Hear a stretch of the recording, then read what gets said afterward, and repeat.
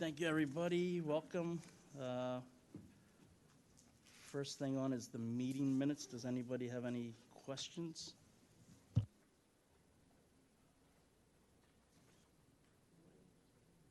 A motion to approve? Second? All in favor? All righty. Consent agenda, nothing on there, right? Right. We do have a little new business on that, though. Brief new business presentation. Okay. New grading permits. First up, we have 317 Edge Hill. Is there anybody here for that? Yes. Hi, good evening. My name is Karen Crater. I'm with Hoffert Surveying. I am a registered landscape architect in Pennsylvania. I'm here tonight for 317 Edge Hill Road. I do have some plans if you'd like to see them up close and personal. Am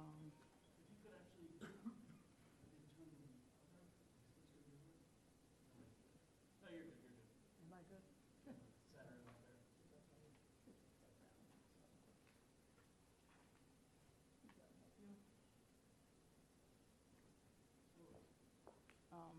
If you'd like to see a set of plans, I have them as well. We could just go through the trees that are being removed. Okay. And tree protection and egress. Okay. Okay. The egress will be off of the existing driveway, which is located here. And it would go around bypassing trees. This whole area is lined with tree protection fencing to get back into the area where they're going to be constructing the structure, as well as another pathway down to the stormwater basin there. The bulk of the trees are, there's 12 trees total that are being removed. There's 14 that are going to be replaced. There's approximately 4 here, right in front of where the structure is going, and then there are the remaining trees around the basin area and 2 within the pathway. We tried to minimize all the impact to the larger trees. There are some very large trees on this property, and kind of shoehorn things in so we minimize our disturbance. Okay. Where you're coming in off the driveway and going back to the stormwater, it looks like there's a couple trees that are in the pathway, or at least the drip line is. Is that correct? As you come in off the driveway? Off the driveway. As you come down past the rock, right, a little bit further, right there. Is that a tree there? No, that was or is a stockpile of soil. Oh, okay, still a stockpile, okay. So that obviously will be removed as they do the. Okay, and is there a tree, I'm sorry, you can't see, but there is tree protection fence, right?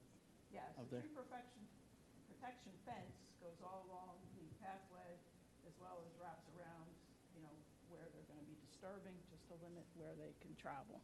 Gotcha. And is the soil being taken off-site, or?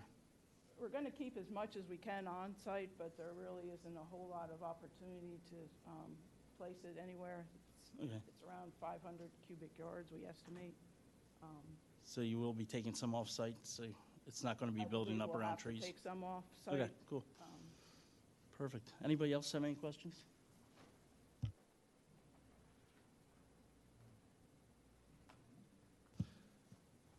Anything else?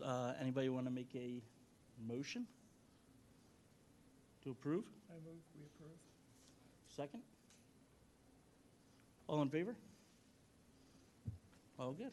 Thank you very much. Thank you.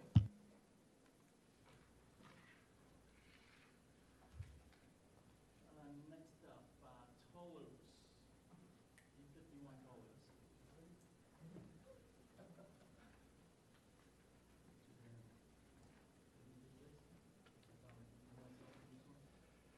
No. Good evening, all. I'm going to recuse myself again, and Sure, James. Actually, because I'm liaison, I can't. you can't. Frank, would you take this one, since I'm recusing myself?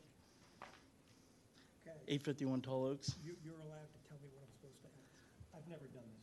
Oh, okay, welcome. So your Way to name, burn you. your name again and the property? Yeah, of course. So my name is Daniel Bramhall. I'm a landscape architect, owner of Scope Landscape Architecture in Bryn Mawr. I'm here representing the owners of 851 Tall Oaks. They're doing a large-scale enhancement project to their private residence. And at this point, this will be our third meeting before you guys. Okay, I remember you being here. Approval. You were here last time. Yes. We got all the arborist reports on your tree, so Absolutely. that's clear. John had also been out there as requested. We've submitted everything at this point. Are there any changes to the plan from last Zero. time? Everything you got on file is exactly what we submitted, and So you're still removing 66 trees, exactly. 2 of which are ill, Two of which are dead, yes. Which were the, the ultimate ill. indeed, yeah. Which was the additional documentation outside of the already arborist report that we submitted.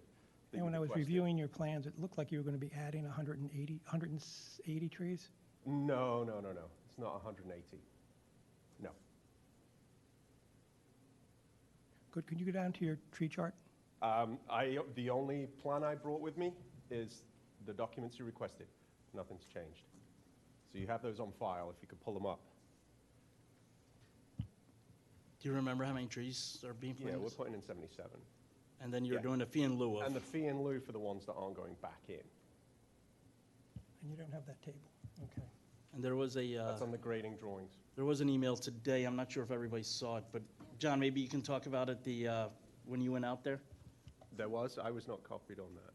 So the request of the applicant was, one, he had to facilitate providing the 2 hazard tree forms, which has been completed. Yes. In addition, we reviewed the heritage tree, tall poplar. That tree sits within the parameters of the stormwater management system. So even if it was really healthy, it wouldn't be able to remain because of the stormwater management that is required. Its rooting plate and structure is within 5 feet of the stormwater management system. In addition, I asked the applicant, which he has agreed to compensate for the loss of that tree, in addition to the fee in lieu of and the 77 trees that he's planting, is to plant 1 5-inch caliper swamp white oak. Yes. To compensate for that large tree that's being removed. And to date, this stuff has been facilitated. Yeah. That's the email we got. So the 66 trees that you're planting, do you recall what they are? 77 there. I'm sorry, what was the question? The trees that you're planting, Yes. what are they? Do you remember? Various understory native trees. We've got Cercis canadensis. We have flowering dogwoods. We have hornbeams. Did you find it? There's a number of trees. The hornbeam, redbud, serviceberry. Can you go down? Is there a table on this? This one, I don't think there's a table on this page. Let's see, I don't have the biggest screen here. Oops. I just saw all these trees being added. I'm sorry, when I reviewed it today, I saw a lot of trees being added, and I thought the chart said 180. No. It's not that many. Do you know how many trees you're required to plant? That might actually be closer to the number, Might be. given the replacement schedule, but I don't have that number off the top of my head. Frank, your But either review- way, that's been taken care of with the fee in lieu. Your review may be correct, but a lot of those were shrubs and stuff that he's doing as part of the landscape package that Oh, he's if you're providing. counting holistically, that they're not all It's about 180. trees. I Plants. wasn't. You're not counting shrubs? I wasn't counting shrubs.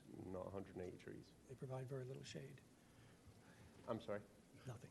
But I think, Frank, I think we need to get into the record, how many trees, not the species, because we have that, we just have to review that, but how many trees are going onto the property versus how many trees are in lieu of, and we need that in lieu of total, I think. Okay. That's already been provided on the grading plan and the October submission planting plan. See, it helps us sometimes when we get an application where someone brings the, even though you've been here 3 times. Yeah. Folks, real quick, it is in your packet. It's in the agenda packet if you want to pull it up. Can Ian pull that up?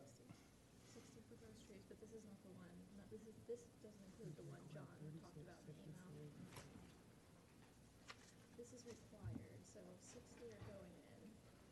The one the Swamp White is not in any of this. That came via email. I think I'm getting confused, there's too many documents going around with this. But Ian, those are the what I'm 60. after is just getting was into the record, October, so I didn't in lieu of number So, and how many trees are going onto the property. Oh, can we click this link? Is that it? Yeah. Should be a little packet of and some. this is from today's packet, so. That's why.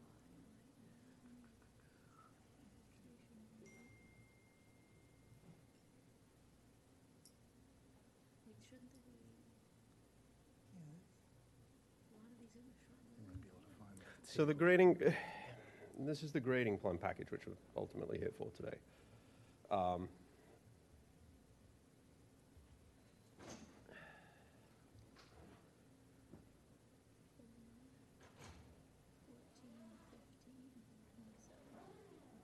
There we go.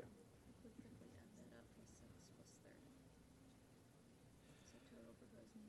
All right, how do we maximize this on the, Was evergreen trees 36, so that's, So it's a total of 58 trees require fee in lieu of, which then equates to the 14,000 and change.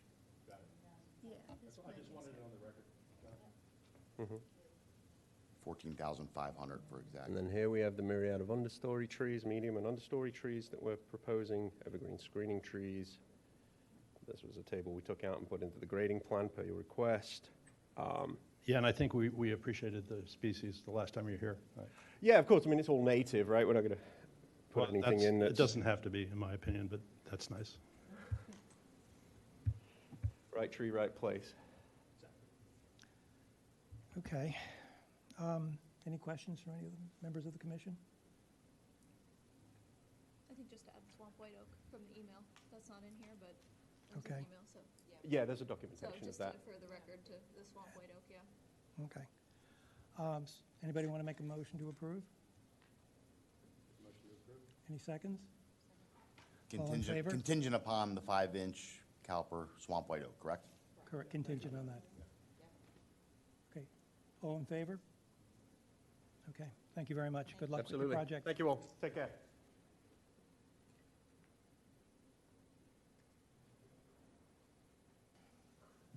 Sorry to put you on the spot. All right, next on the agenda is 20 Lockwood Lane. How are you, sir? Thank you. If you could just, this is the new development, right, on Nathan? Yes. Yes, it's, so, well, let me go through, and if you guys have any questions, I'll try to explain why I'm here. So, as you can see, well, first of all, my name's Chip Vaughn, Vaughn Building Company. I've been building in Radnor for probably 30 years or more. And I'm also a resident of the township. About 2 years ago, we purchased the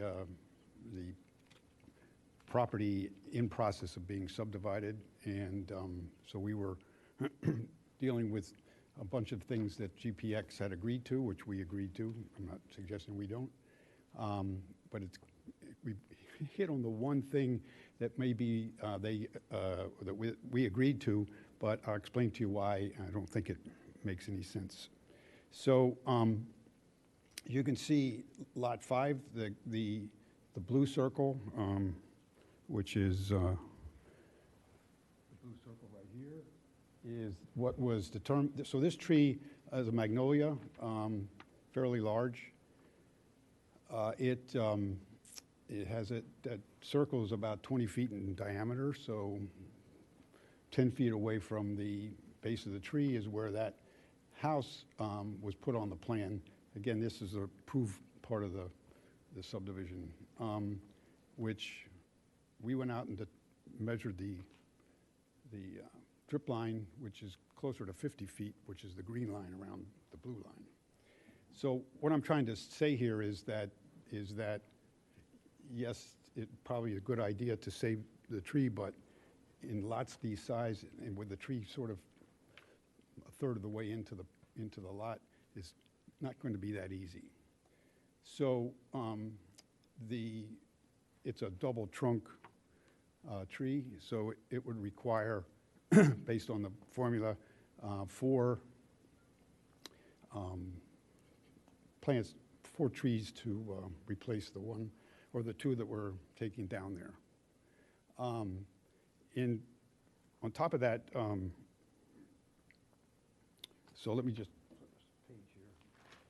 Another interesting thing here is if you look at this, this is the tree again, and you can see where on another approved piece of the project, grading is taking place right over the top of the tree. So it doesn't, we're not, first of all, we're not really doing this actual footprint of the house. We're not in favor of having a bunch of blacktop in people's front yards. I'll get to what we're actually going to do. But, so we don't have any problem replacing that 2-trunk magnolia tree with 4 trees. In addition, so this is the replacement plan, and you can see that here again is the tree. This is where all the replacement trees for this project, not all of them, but a lot of them, are being planted. And this person right here, who has lived there for about 30 years or so, was disappointed that we couldn't save the tree, but understood if we tried to save it, it would probably die in a short period of time. So we worked with them not that long, but decided that maybe the way to do things would be to take the 4 trees we have to replace and plant in this area over here 4 magnolia trees that would actually, over time, be better than the 1 tree. It's a magnolia, my wife was here, she works at Chanticleer. She could use the Latin name, but I don't know that. It's the one that doesn't do well if there's a bit of frost before the middle of May or April. You mean if it blooms and all the flowers get? They got fried this year. Okay. With that one But frost. Chip, I have a question. So we walked this site, the shade tree walked this site before trees were taken out, for the clearing. And we would have approved this at that time because it's too close to the house. Okay. So, Well, John, I don't need to run through this thing. I just wanted to, I just didn't want to come in here and say, we want to take a tree down. I understand, but what I'm saying is in the order of battle with this project, you came before us and said, these lots have trees on them. Some of them are dead. There was an alley of trees that Yes. went. Yes. John and Hosbeck and I were there. We walked the site. If someone had said to us at the time, this tree is going to be in the way, it has to go, it would have been approved. So this just got through the cracks, I guess, right? I'm sorry? This got through the cracks somehow? Well, in my opinion, it was a mistake to say it could be saved because it really, it's not, and the people that I've spoken to, magnolias have a very shallow root base and they go pretty far out. It just wouldn't survive. You're right. I mean, it should not have been on there. The fact that it's on there is, we're saying, fine, we don't have a problem replacing it with 4 additional trees, which is a bonus for. And we do that all the time. I mean, if somebody has an issue with, the house and the tree being next to each other, we don't ever say, no, you just have to move the house for 1 tree. I don't think so. Right. Well, again, I didn't want to come in here and assume that you were all right with taking 1. Well, it's actually considered 2 trees because it has a double trunk. What are the size, can you see what the sizes are for the tree, what DVH is? Can anybody pull that up? I'm sorry, I can't pull it up on my, Find the right plan. can anybody see it on their computer or phone? It is a 23 and a 12. 23 and a 12, so that's 3, 4. Yeah, so 4. And then that would require 2 large canopy trees and 2 of anything else. So I might come back if I have to. Again, we've been working with the people across the street because they've been looking at this magnolia tree. On occasion, it has a pretty nice bloom to it. So I wanted to try to have something that they can look at in terms of blossoms and stuff, so we were working on what we might be able to replace it with. There is, in this buffer here, for instance, there are 10 Cryptomeria. Now, I don't know if everybody knows what that is, but a Cryptomeria in about 7 years is going to be about 25 feet tall. I mean, it's going to block that tree from anybody looking at it from the outside. And there are a number of larger trees in here. I can go over them if you want, but No, I think we're good. I think the tree has to go, it's gonna die anyway. So, being that it's 22 inches, that requires 2 large canopy, one anything. The other one requires one of any type of tree. So if you were to plant 4 magnolias, they wouldn't be considered a large canopy. okay. So, as from a shade tree point of view, we'd want the larger canopy to be provided, if you could do that. Okay, Well, according to the ordinance. right. So, Just a quick question, because I don't know. As I say, I've probably been in here over the last 30 years a number of different times, but I haven't paid that much attention. James, this was The- the tree that had the inclusion at the stem. Remember we saw it when we were walking around? James, excuse me, Matt. But in terms of adding additional large canopy trees in this area where there are already going to be substantial, I can read off to you what they are, but there's a number of larger canopy trees. To add another couple in that same area might just overdo it. I don't know. anywhere else on the property, you could, I'm sure, if you look at, area up in here, for instance, could add. I mean, I would be fine with that if everybody else is fine with that. I just think that instead of 4 magnolias, I understand the idea, and I understand the neighbors would want to see some blooms. Right. But if you could fit, it's a huge lot, well, the whole development. If you could fit 2 I'm sure shade we trees in, and then 2 others, I think that'd be great. There's no other trees on the lot that are going to be impacted? No. All right. And are you here for the grading permit because you're starting on Yes. that house? We hope to start in a couple of weeks, yes. Okay. And the road's all done, so you're not running over any trees or anything like that? No, the to get road, in? the road is finished. We just got done stabilizing and seeding the rights-of-way of the road going in. It's been a struggle, but And then the trees by the street, they are the ones to be planted? No, the ones in, I'm sorry, at the cul-de-sac, the turnaround? They're not planted, you're planting them after the yeah, house, so right? those are 5-inch caliper trees that, and yeah. we don't But they're want- not in yet, No. so they won't be We're- impacted by the house? Yeah, so we're expecting to plant, just so you know, we've been working with the homeowners association. We're going to plant, it's hard to see.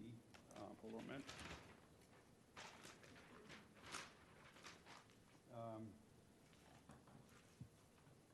This might be better.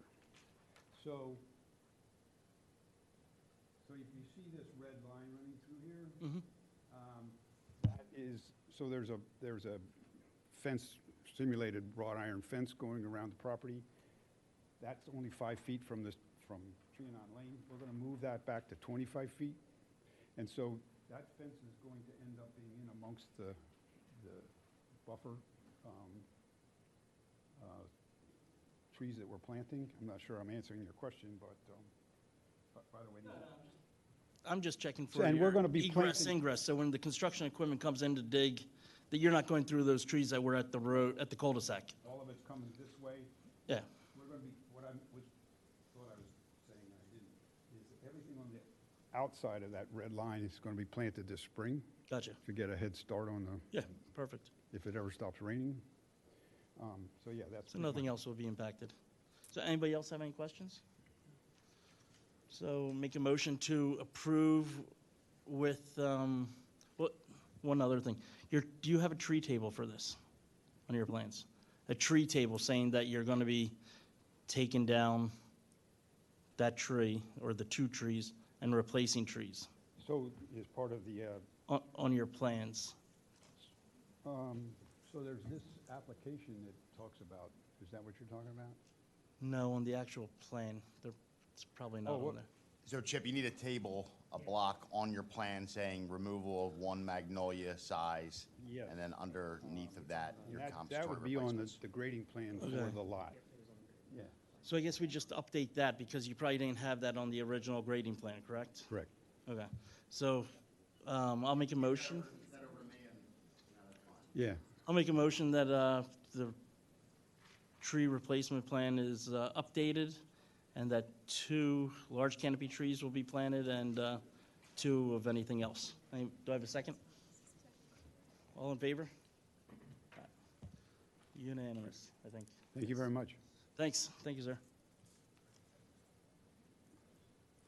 Okay, next up is 1300 Eagle Road. Good evening. Good evening. Could you introduce your name and your project, a little bit about it? Mike Rokosny from Site Engineering Concepts. I'm here on behalf of Eastern University. The project that I'm here for tonight is for the baseball field renovation. So in the existing condition, it's just a grass baseball field. Eastern is proposing to renovate this existing baseball field into a turf baseball field. It's going to be synthetic turf with a stone base underneath. The reason for the majority of the tree removal is going to be for this access road that's coming down.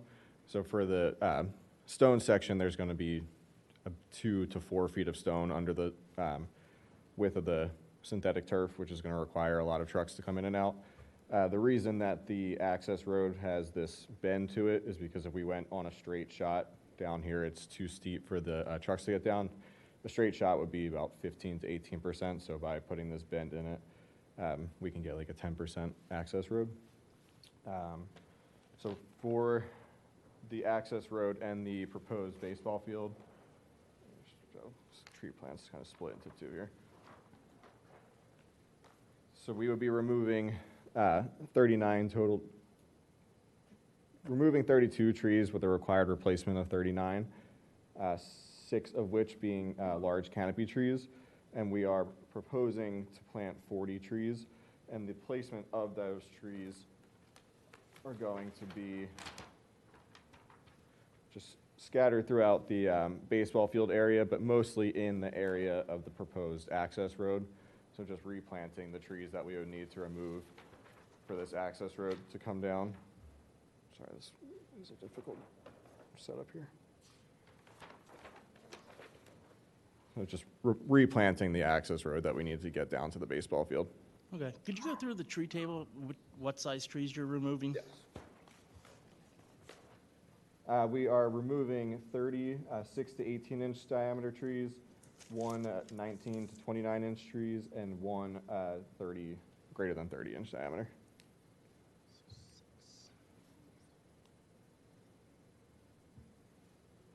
And then the, I'm sorry, I can't see the plan schedule. Just gonna refocus There this you over. go. Beech tree, 3 beeches. Shingle oak. Okay, so you have the large canopy required there. I don't know if I can zoom.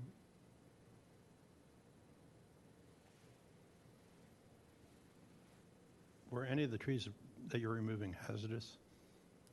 No. Do you remember the species? The species, I believe our tree called them mostly maple and beech trees.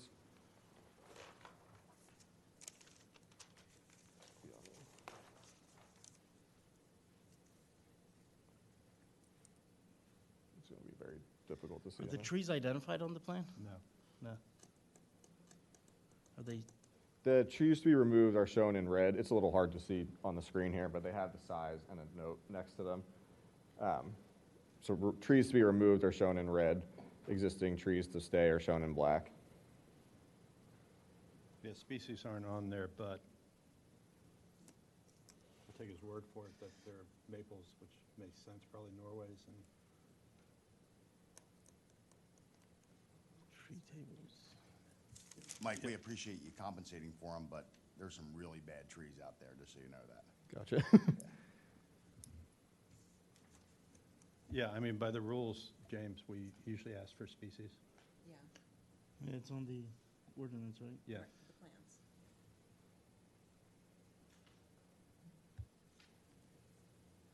Site has been in front of us a million times. I mean, if you get me a plan with the list. Yeah, I was just saying, I just realized it's missing the tree legend. There's little indicators next to each, like, this is a 10-inch maple. It's on there? It's on there, it's just, it's small.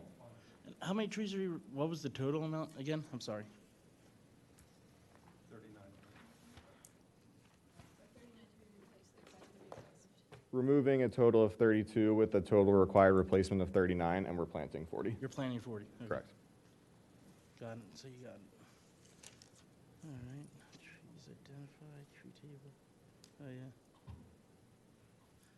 Any questions from anybody? I guess we should ask for public. Yeah. Nobody has questions? Any public comment? All right, I will make a motion to approve. Anybody have a second?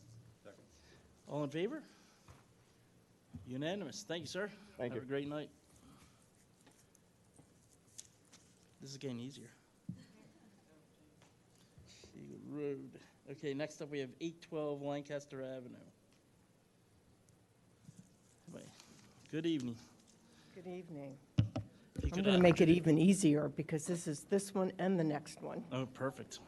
and no trees are being removed. This is Villanova. This is Villanova. I'm Karen McManuel, the Senior Project Manager for Villanova. Welcome. I'll make a quick note. I need to recuse myself from any Villanova votes because I'm employed there. Sounds good. So if you could just tell us a little bit about it, if there's any trees being impacted, where all the construction vehicles will come in from, if any trees in the area will be impacted. Okay. So this is Aldwin 1 and 812 Lancaster Avenue. Villanova owns both properties. It's two separate projects on the agenda, but it's one project for us. And there's an existing sidewalk along Lancaster right up against the curb, and we're pulling the sidewalk. We want to pull it back and create a verge. So we've done that all along Lancaster, on the north side of Lancaster, in front of Villanova. This is kind of like the last section that we need to do it for.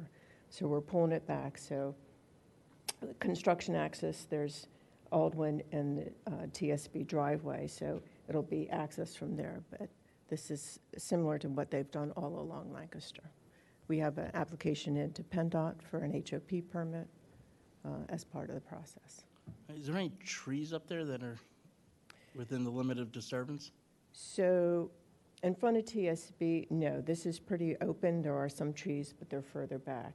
In front of Aldwin, it starts to bank up a little bit. There are some existing trees here, and it banks up, but we're right at the foot of the bank with a sidewalk. Anybody have any questions? Seeing none, I'll make a motion to approve. This is 812. Approve 812. Okay. Second? All in favor? One recused, so 2, 3, 5 of us, Jen recusing. Thank you very much, and then the next one, So this would be the next one, Aldwin 1, which is what we just showed you. Aldwin 1. So you're not taking down any trees here, same thing as the last one. Right. So this section here, from here to here, is the 812, and this section from here to here is Aldwin 1. Gotcha. So I'll make a motion to approve this as well. Second. All in favor? Frank? Good? We should call public. Oh, sorry, Just public, because somebody, another applicant might. any public comment? Nobody's here. How about the guy in the back? No. All in favor? For one recusing. Thank you very All much. right, thank you.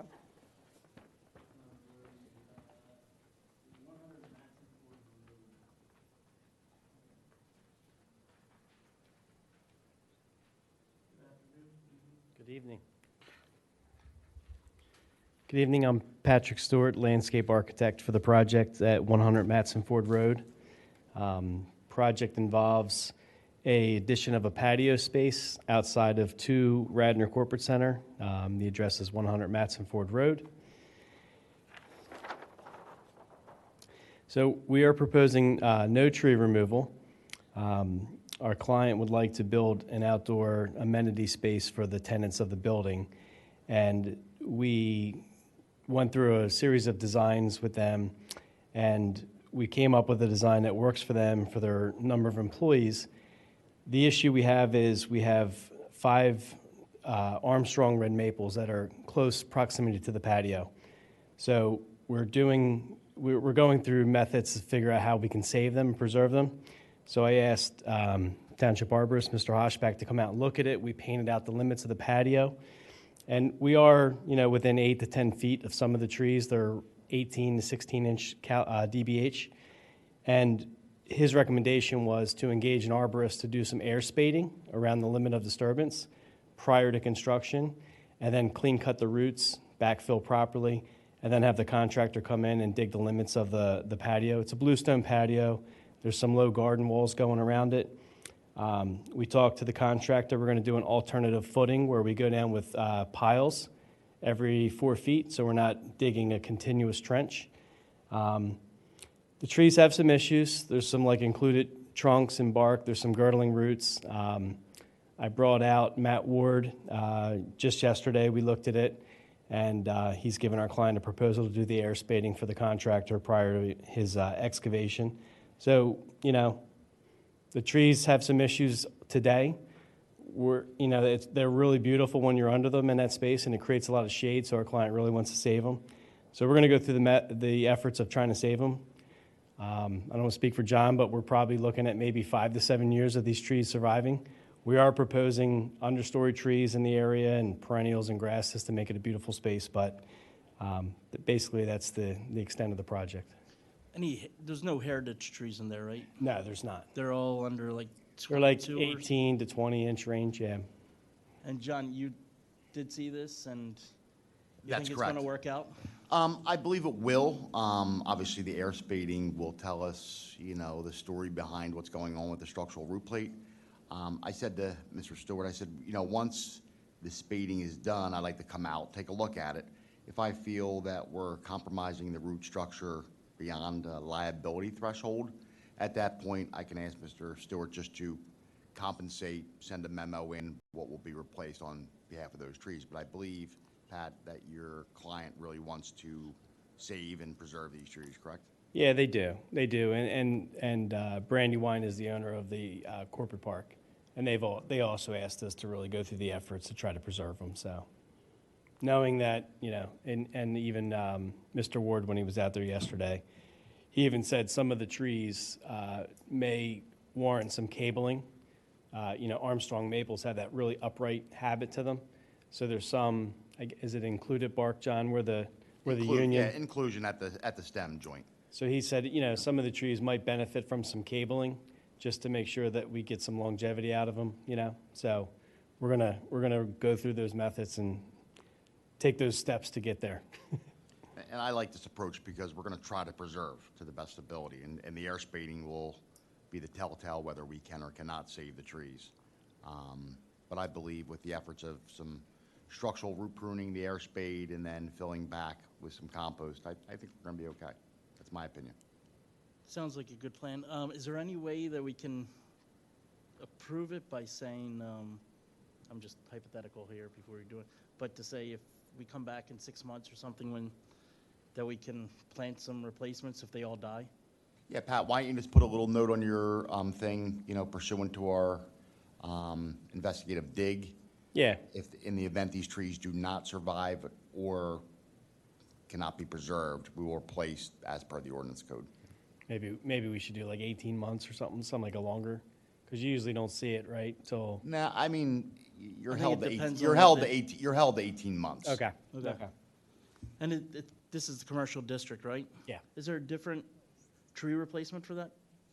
Same, okay. All right, anybody else have any questions?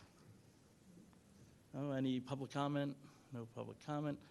So I'll make a motion to approve contingent upon John checking out the site after construction, and then if trees do die, that they're replaced according to the ordinance before 18 months. Sounds great. Second? All in favor? Good. Thank you, sir. Thank you for your time. Thank you.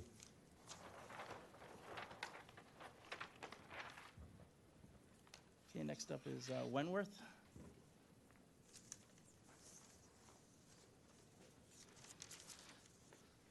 Good evening. If you could just introduce yourself and go over the job. I think this has been here a couple times already. It might be your first time, but this has been here like 2 or 3 times. I guess it has. Oh, And yeah. it cleared before- planning last week, or last month. Okay.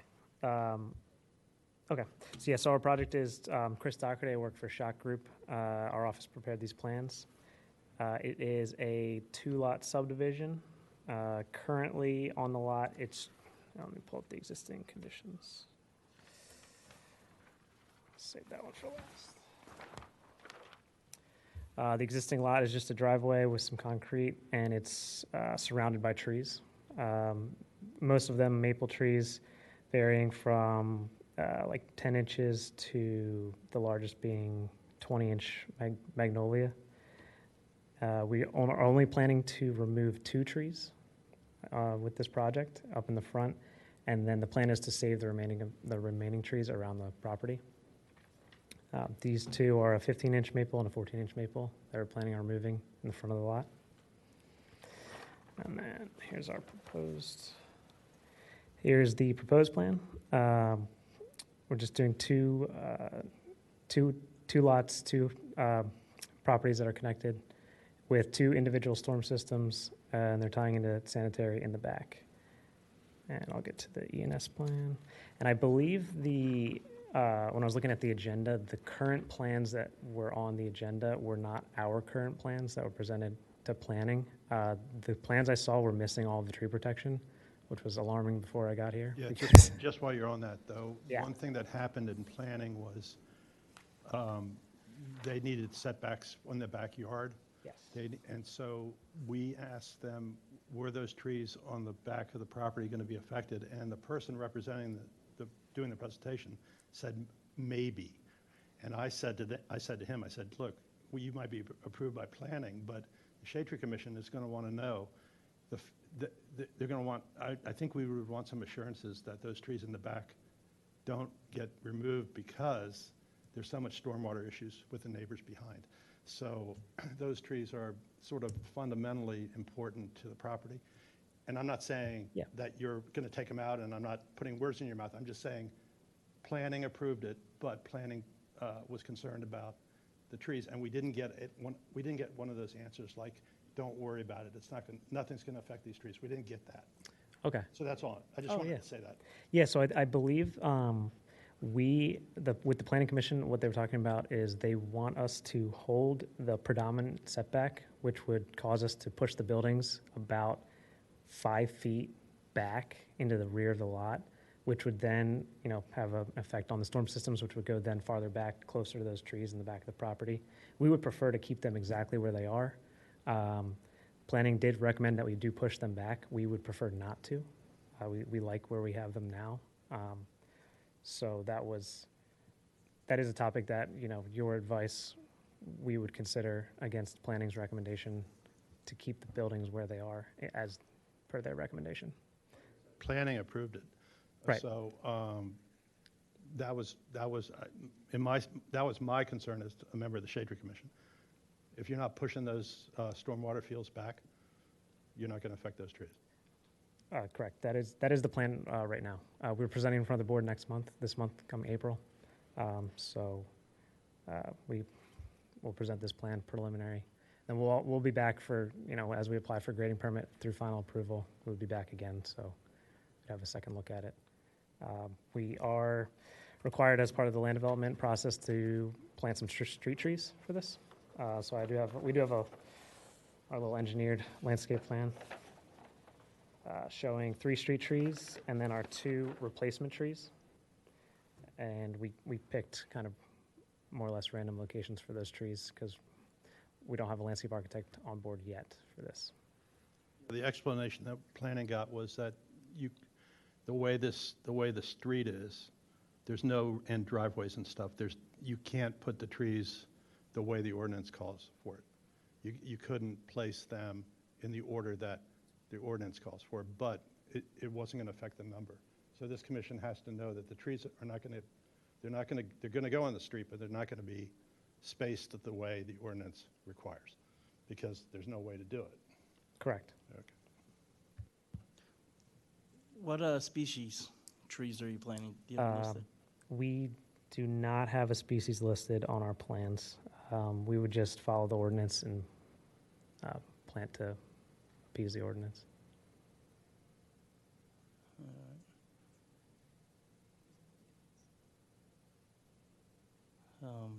Yeah, James, do we require a planting plan? Well, according to the ordinance, they're not required to plant 2 trees because it's under the 5. They are required to plant, according to, I think it's Saldo or something, the street trees. Yeah.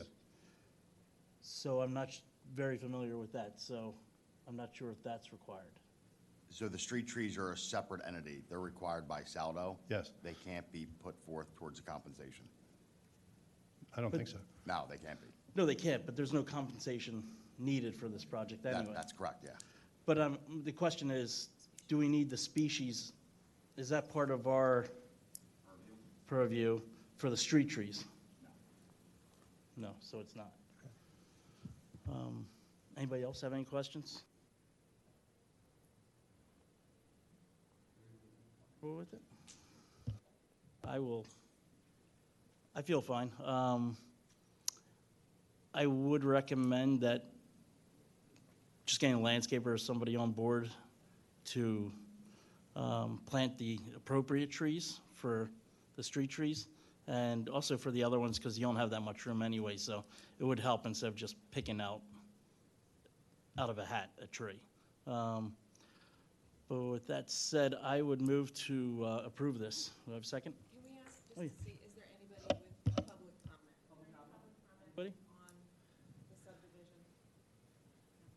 Sorry. That's okay. Okay, motion to approve. Do I have a second? All in favor? Thank you so much. Great, thank you.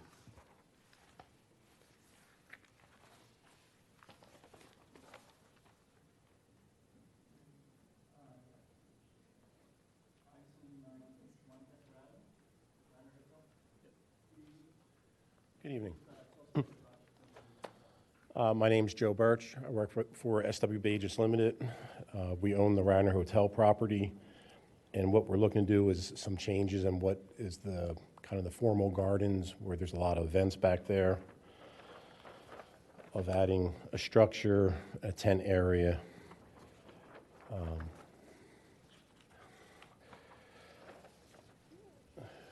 Off of the back parking lot is where the trucks will access the property, the area of work. There's a topsoil and other soil to be staged on site.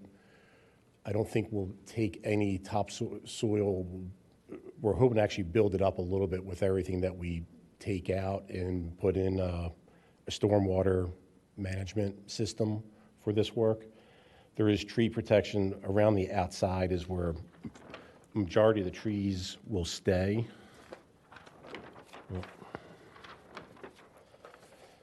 Here's the plan. So there's a total of 30 trees that come out,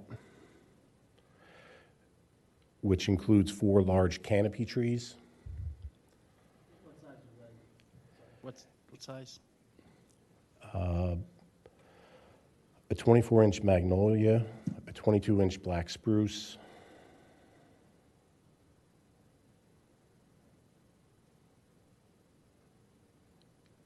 I'm actually looking at it and I don't see the other.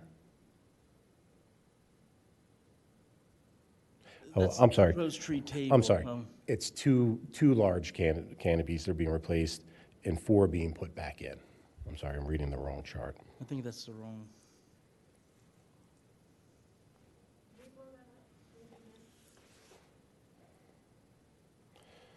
Mr. Reen, could we zoom in on that, please? Could you move that up a little bit so we see that? Thank you, Mr. Reen. Okay, so proposed tree table trees to be removed, 24, I'm sorry, 6 to 18. And In- then tree 19, 2 19 to 29-inch trees being 2, removed. 19. So 24 and 2, that's 6. And then any 30-inch plus, no. No. And so, does that say 2 or 3? 2. 19 to 29. 2.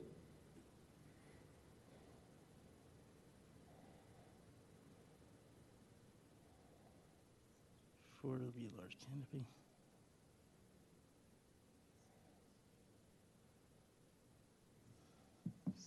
Anybody, does that math look good to everybody? Chris, and I'll take your word. And then your replacements, Acer, Amalanky, Carpinus. What do you think, Jen?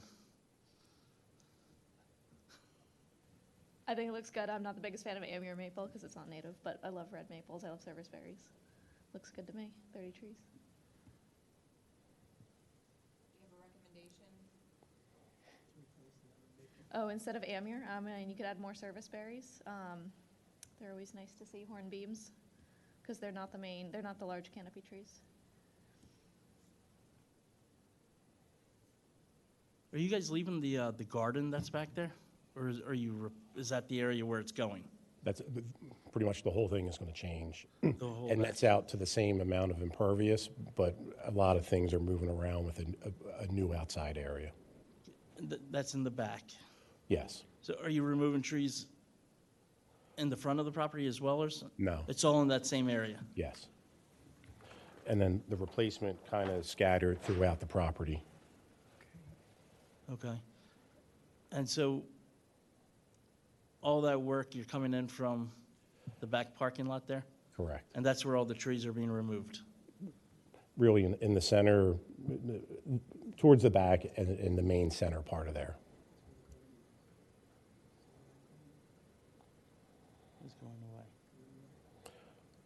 After we get done, the hope is we might be able to fit some trees in there, but we know there's so much infrastructure underneath, we weren't confident putting anything there until we And know you're what putting we a have. tent in there too, right? Yes, that's this part of it. So you won't be able to fit anything there anyway? No. So, I'm sorry, I just can't see, but behind that tent, in between the tent and the parking lot, is that where some of the trees are being replanted? Where you're taking them all No, out? really a lot of the trees being replanted are all out here right now. So what would be, is there like a buffer or anything between the, There's existing trees back there now. they're staying there? Yes. Gotcha.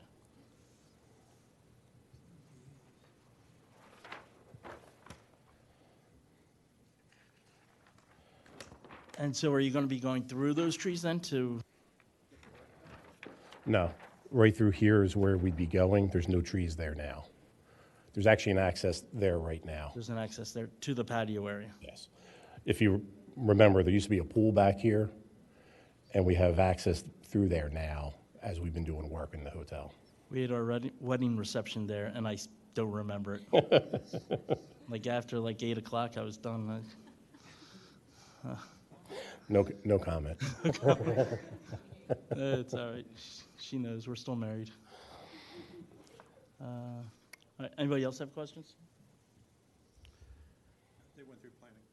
Look good? All right, I'll make a motion to approve then. Any second? Frank's got the second, all in favor? Cool, thank you very much. Thank you. Appreciate it. Okay, that's right. Next up is 411 West Wayne Avenue. Forgot the comment. Hello, everybody. Hey, how are you? Good, good. My name's Jim Hegger. I'm here with Indigenous Ingenuities. We've been working with the property owner here to come up with a tree replacement plan. There we go. Tree replacement plan for his property, where there are a total of 14 trees that we're going to be looking to take out to make room for his office and residential unit. There are two very large trees on the property. One beautiful sycamore, unfortunately, needs to come down, and another large Norway maple. If you look at this table here at the bottom, we're coming up with 30 replacement trees total. So we were looking at that along with the ordinance and the requirements, and also respecting some of the wants and needs of the property owner. And we came up with this multi-species structured buffer plan, hoping that we're reaching all the requirements that are set forth here that we've laid out. We're doing, a mix of evergreens, doing most of the heavy lifting as far as the screening goes, and then canopy trees to fulfill some of the other requirements. Mixed in some understories, and then also some native shrubs along there too, just to beef that up for the. Can you slide your chart up a little bit just so we can see your block, the comps there? Thank you, appreciate it. Just to add some context to this, this property is next to Vic and Dean's restaurant. It's been overgrown for the 38 years I've lived across the street. The trees that they're taking out are in terrible condition. They have not been cared for in any way. And so this is actually, as far as neighbors are concerned, I know that this group has met with the neighbors a lot, and they took the neighbors' sentiments under consideration for the screening and buffering. So that's just the sort of the story that we heard through planning and just as context. And also there's the driveway set up because that area of West Wayne is a little tough because people do 50 miles an hour and it comes over a hill. But what they did was they wrapped the driveway around the house so that you have in and out. So, which is sort of brilliant.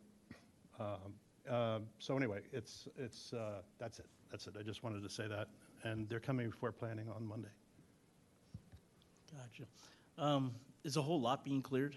For the most part, there is Anything going to remain? There's a ginkgo right here to remain, rather large one. We thought it was nice that that was able to be saved. And then there's a Norway maple over here on this side.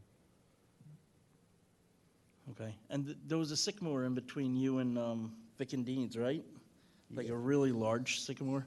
That is a very large sycamore, and that is right on the property line. Looks like it dropped out of our drawing here, but yes.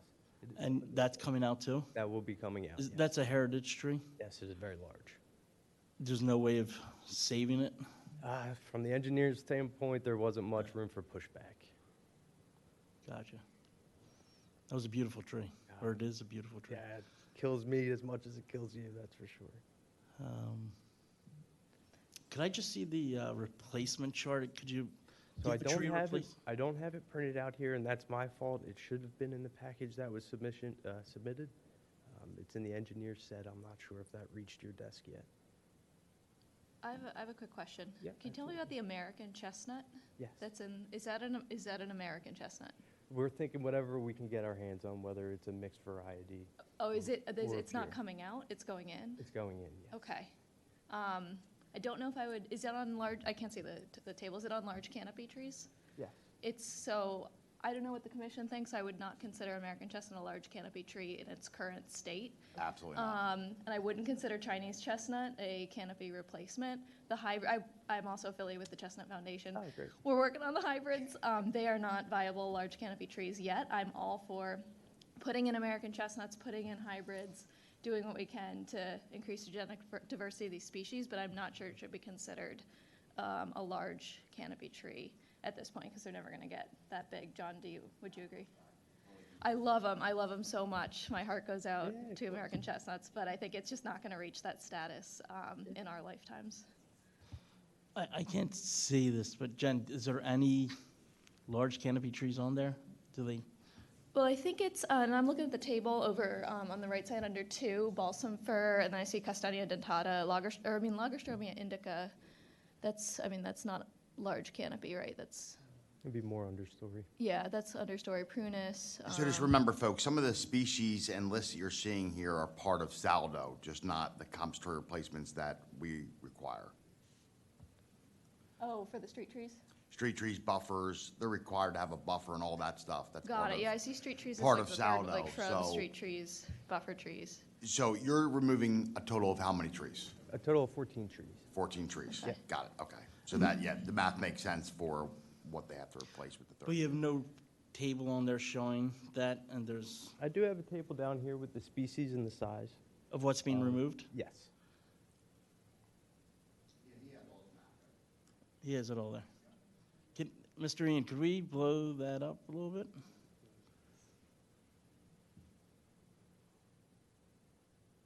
To be removed.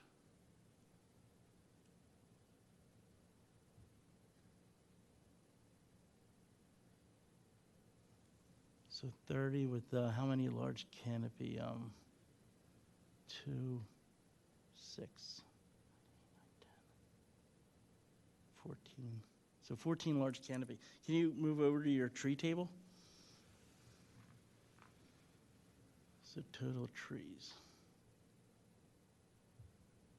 So I guess we're at the point in the drawing here where we're starting to reach max capacity for the number of trees that we're required to get on the property. So I guess at this point, our questions would be that anything above and beyond what we have deemed, capacity for the property would need to be accommodated by fee in lieu. Is that kind of what I'm hearing?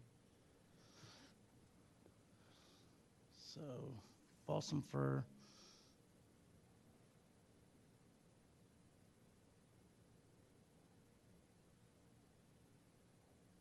Zelkova. Large canopy.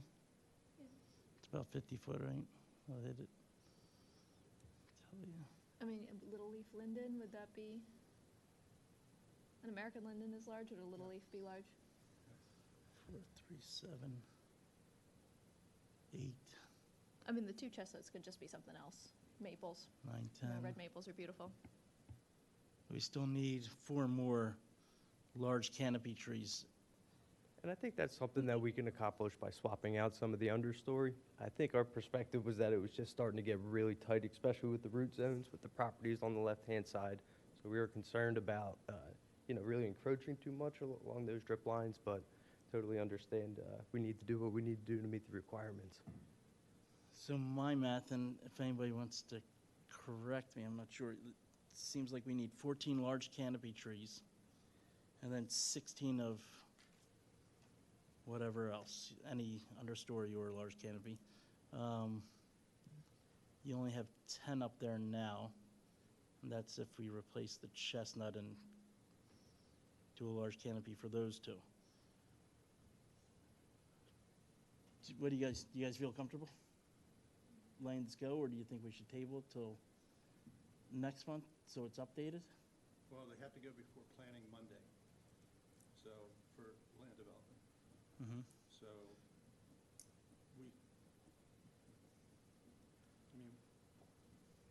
I mean, they're seeking preliminary final. Why don't we make the request tonight, and he can just jot down, and it'll be on record what we're recommending and the replacements. I think this is something we should talk about then, because there was somebody here, we know, that was here for the same thing, and we made them come back 3 times. And now I have no problem with that. I would approve this tonight, but it keeps on switching, so I think we need to get on board with keeping everything equal and fair. I'm fine. The only difference was they had, the previous applicant that I think you're referring to is, they had hazard trees that they had to report. That was the only reason why they were coming back. He had a report. Yeah, I He had mean, a report. this gentleman, I believe, is compensating for everything, whether it's good, bad, or indifferent. So was he. At the second, in October, he wasn't. Yes, correct. The next meeting, he was, Yeah, everything. yep. We tabled it again for another one. So, just saying, it's something we should talk about. I'm fine with it. I'll make a motion that, to approve as long as the tree table is updated. And that there are 14 large canopy trees are on there and 16 of anything else, and 2 sub for the chestnut, right? Yeah, I would just say sub out 2 chestnut with maybe something like a red maple. And there is a, on the website, the township website, I think, Matt, you did it with John, they list recommended trees yeah, and large canopy and medium, so you could pick from there or Yeah, do whatever. that's perfect. And then just have John hopefully looks over it to make sure it's all good and go from there. Yeah, absolutely, that's great. Sound good to them? Anybody want to second that? Before that, was there a fee in lieu issue here? Fee in lieu. Not if they do the 14 large canopy and the okay. 16 any. You did say that you might not be able to fit them in, so, I think with some swapping around and the guidance that we've got tonight, that'll give us good direction to make sure that we can get that done for sure. okay. So I'll make a motion to approve contingent upon updating all that stuff that I just said, which I don't remember now, and John taking a look at it. Second? All in favor? All right, good luck. Great, thanks, guys. Appreciate Thank your you. time. Okay, next one is 601 County Line Road. You're back. I'm back. We missed you. I miss you guys too. Sure. So this project has been in front of this Shade Tree Commission before during land development, just to let you know. This is over at the Inn at Villanova, where we're looking to build a storage building. Once again, we're not removing any trees. I think last time we were here, we were talking about how we were removing the pool house and the bocce court here, and we were regrading. And I think the comment was that we wanted to pull the grade back from these trees, so we've pulled that back, so we're not disturbing the drip line of those trees. And I don't believe there was any other comments that I remember.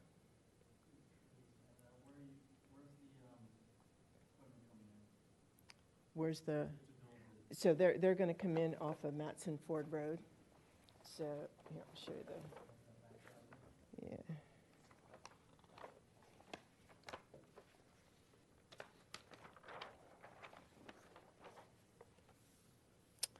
So this is the overall property plan. So this is County Line Road here. This is Matson Ford here. So all the traffic's going to come in and out of this road here for this construction. They don't want any construction vehicles coming in and out their main entrance up here. So they're coming in and out there. How many feet is it off of the road there, the drive? The drive? It's like right off the drive of the building that you're thinking? Yeah, this one here, yeah. This is the road that comes up and around here, so, and this is the road that comes down. So, yeah, these are the old tennis courts right here. So it's kind of tucked up against that. This is a building setback line there. So no trees are out there? So, yeah, there's no trees here. Anybody else have questions?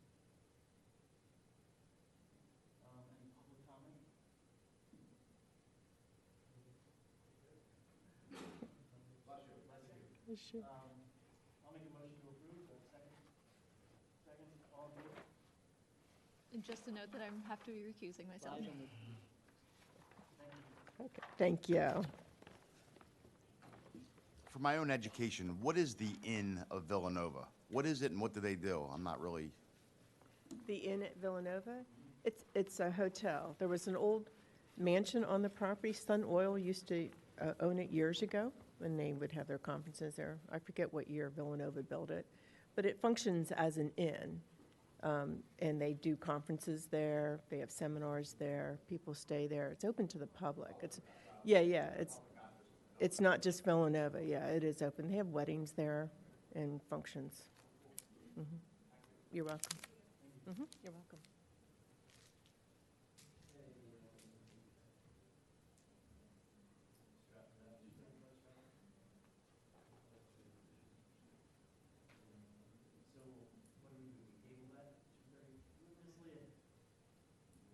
For 235 that's on the agenda, nobody seems to be here.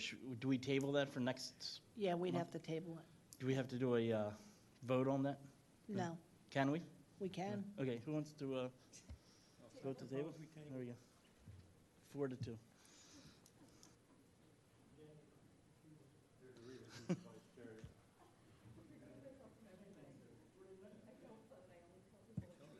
All right, tree removals without approval, nothing there. No violation notices. So, 8, old business, spring. I didn't go over this part, bare root tree planting update. I know the registration closed out. I think it was closed within 11 hours, Seth said, or something. 55 requests for trees. And there's 50 to, Isn't that many? okay, so 5, Seth wanted a little bit of a buffer. gotcha. Bad news is we only have 5 volunteers. For the willows planting. Did Villanova sign up yet? Okay, I asked Colleen to put a group down. Okay, So I just saw her on, what's today, Wednesday? It feels like Friday to me, all the rest of the week. I saw, yeah, Easter. I saw her yesterday, and she said she would be signing up a group for Villanova. do you think she'll grab some people for you, or? Yeah, she's on, I think, the sustainability committee, student sustainability of something else. And Okay. then she said she was putting the Villanovans together, and I just asked her, please go to that registration link and sign up like once for the whole Okay. group, so not, you don't just get like, And the date was changed, Yes, they're aware of that, yeah, yeah, okay. she knows it's Sunday, the 21st at 9 a.m. All right, cool. So the process for that is, we'll get the Villanovas, we've advertised it, we'll get the Villanova students, and then I'll send out an email to everyone that's volunteered in the past, Okay, and then our final backstop is PHS can supply us with volunteers. Usually they're corporate types, like Accenture last night, DaVita. Mhm. So we'll have plenty of volunteers. okay, perfect. And the food, who's on the food committee? Kristen, did any update on, like, do we need help with that, or? No, so, I'm waiting to hear back from Giant Mhm. to see if they will donate food, so that's my follow-up. Unfortunately, we had Chick-fil-A, but now that it's on a Sunday, as we all know, yeah. so they were kind enough to just, give us a rain check on that. So I think I'll just, whatever I can't get donated, I'll just order once I have the number of people. Got it. Well, hopefully Giant will get some stuff in there, Yeah. yeah. And DeBruno's never got back to I you? have not, no, but I can stop in person. Maybe our contact could have left because nobody, no, but I also emailed. The person that actually donated it was from corporate. I emailed him directly and I also Her went name onto is the website, so I haven't heard either way. So Okay. that's okay, we can spread it around. But if anybody has just coffee in the morning, coffee, donuts, something like that, and then if not, we'll supplement it. Okay. I'm sure we'll all help out if That's okay. nothing else comes up. You gonna make food? I'll do scrambled I'll eggs. make cupcakes. No. No, I don't need to then, if they're all doing it. Yeah. I don't think it'd be too big. Perfect. Anybody else want to add to that? Anything? No, Leah's getting the check cut for the trees. We've got Already cut. Steve Ledgerton has it in his hands. Thank you. Thank you. And we got our pickup date. Do you have somebody to go? I know Not you were yet. looking for somebody. Ricky? He's busy over there. Yes. For the Wednesday, the 18th, Mm-hmm. we have a slot at 8:30 in the morning. Mm-hmm. And Steve's aware of that. He's Mhm. going to send James and Alex down. Yeah, he usually stays with the good guys, same guys. I won't be able to go down with him this year. No, we can't do it. That's what I thought. Without you, it's a no-go. No, we'll take care of it. So I was wondering whether anyone was needed from us. No, I mean, I think we'll be fine. I mean, they have, if it's still as organized as when I used to do it, when you go down, everything's put in a pile, you tell them who It's you are. better. Okay, well, yeah. I'm not trying to, cut you out of your job so you're not important, but yeah, I think the guys will be okay. I just think he said you're not important, Frank. That's what happens to us seniors, I know, no respect, no respect. So anyway, if you don't need anyone, which I think makes lots of sense, we don't need anyone, James, to go down. Perfect. I had asked for volunteers to go down. Is it the 17th or the 18th? It's Wednesday, the 17th. Okay. They wanted, because we have to sort the trees once they come back into the contractor piles and stuff, and it's a Gotcha. lot of work, because you want to do it exactly right. And Ricky and your crew will do that, the sorting? Yeah, Steve, Yeah. Yeah, Yeah, okay.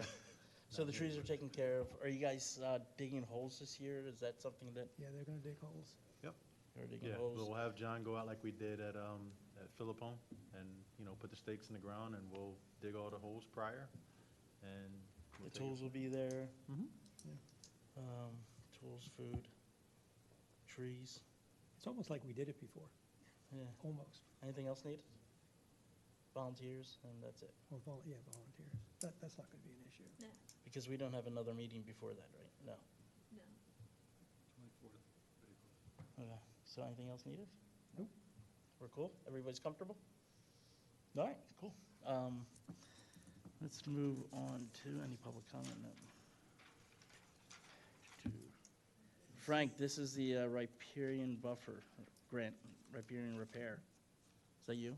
Yeah, it's me. What do we got? Ian, can you pull up that presentation? Are you doing the presentation 80 slides. tonight? Yeah. So are we. Hmm? We're next. That's all right, you're quick. Frank takes a while. So, can I control this right up there?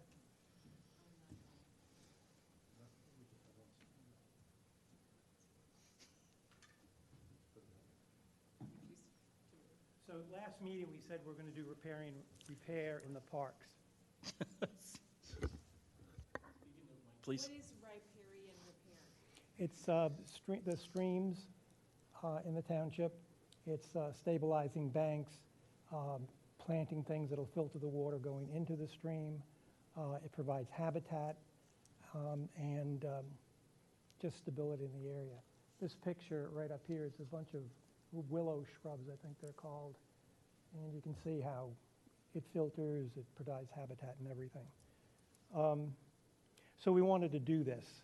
And the main reason we wanted to do that is we can get grant money, so it wouldn't cost us anything, or anything in addition.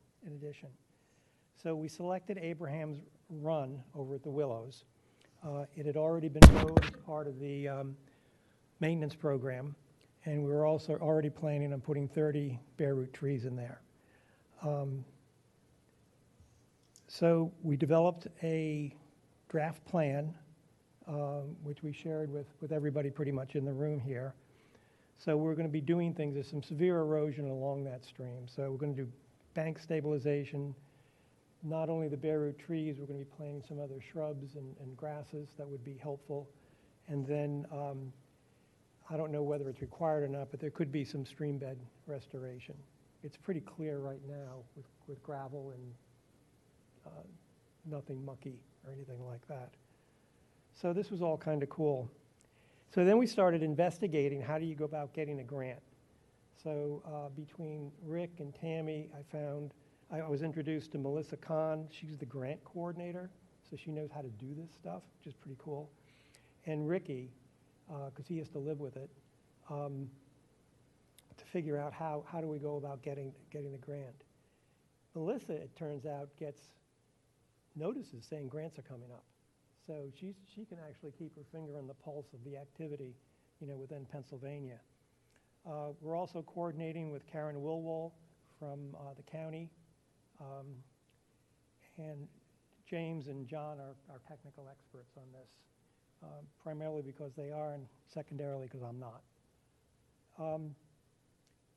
It looks like, according to Melissa, that this Pennsylvania DEP has riparian grants, and we're a good fit for getting that.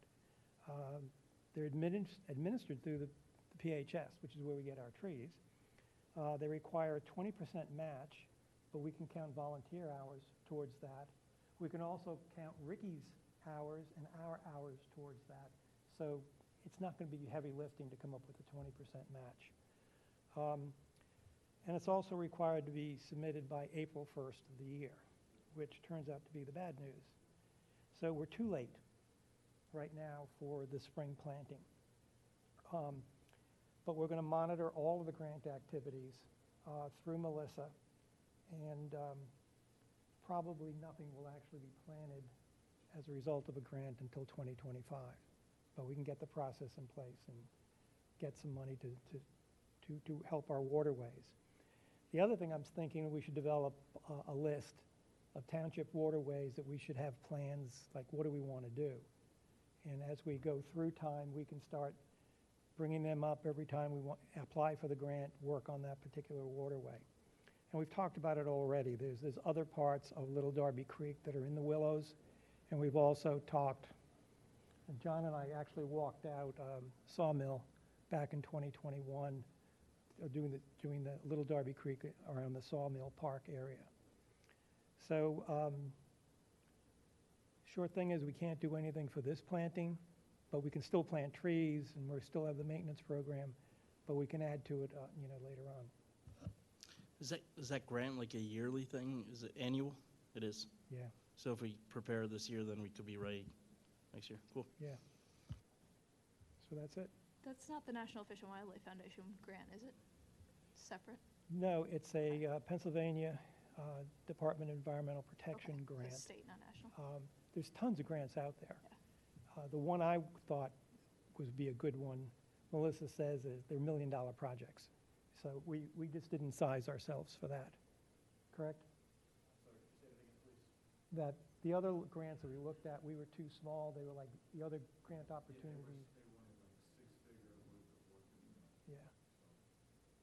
I'm sorry, let me use my mic. They wanted six-figure type of plannings or work or whatever it is, so we don't really go with anything from that ballpark, so it really didn't qualify for that. So Melissa gave us something that would work in our wheelhouse, and, Frank was happy with it and feel like we could still do some good work in the parks. So this is going to become an ongoing thing, I think, for the commission, just looking for this money year after year. Thank you, Frank. Also, I just wanted to let everybody know, I just forwarded, I took a course, the Penn State Extension, on backyard stream quality and repair, because I have a stream that runs through my property. So I just forwarded you. If you want to see the slides, links to all the materials, I just forwarded it as follow-up to the topic. Yeah, because that would expand this, because this, I think, is what we would be doing would be pretty much parks and trails and anything the township owned. Yeah. But if we could come up with an equivalent program that would help residents, Yeah. that'd be super. Because we also get a lot of flooding where we are, so, all of the neighbors are always, will plant something and then it'll literally go flying and head downstream somewhere. It's frustrating. They're not retroactive.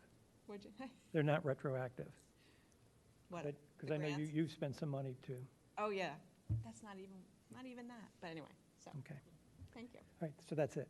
That Well, was it. Longer term too, this is in my wheelhouse at Villanova. My department applies for grants like this and the larger dollar value stuff too. And I don't know, this is kind of a question, I can't really comment on any of the status of these right now, because they're still in the planning stages.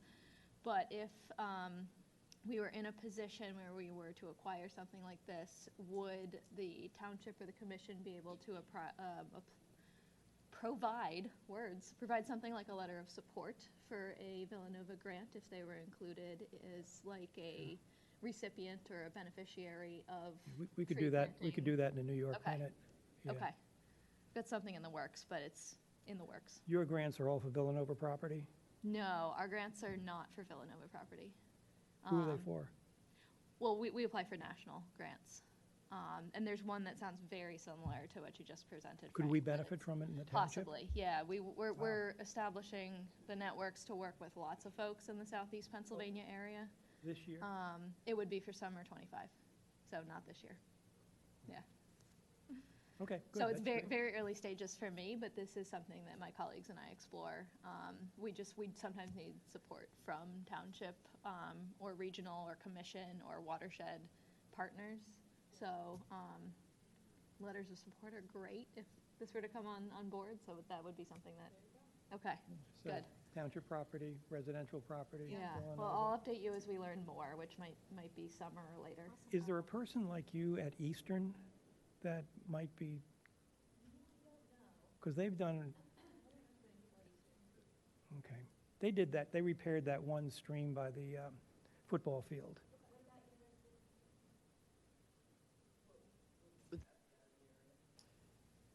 I don't know. If it's in the Schuylkill River watershed, it's still, Yeah. it's still, I think, legit. Yeah. Frank, I have a question. Will the catalog of riparian repair plans, is that on a schedule to do, or just as we see them, we'll do them? Or, I mean, do you hope to have? No, I'd like to come up with a list, Yeah, then schedule it, yeah, and then apply for the grant to see Okay. if we can do it. great. Time flies. Suddenly it'll be here again. Okay. Okay, great. Frank, if you could just email Seth all this information, since he's not here, that'd be great. So I'm going to forget. He needs a surprise. Huh? Well, this will be part of the minutes, right, Leah? The presentation will be part of the minutes. Okay, so I'll tell him to read the minutes. Okay. I don't want to forget about it. Seth is good at, I'll make sure he knows. I'll send it. gotcha. Thank you. Thanks, Frank.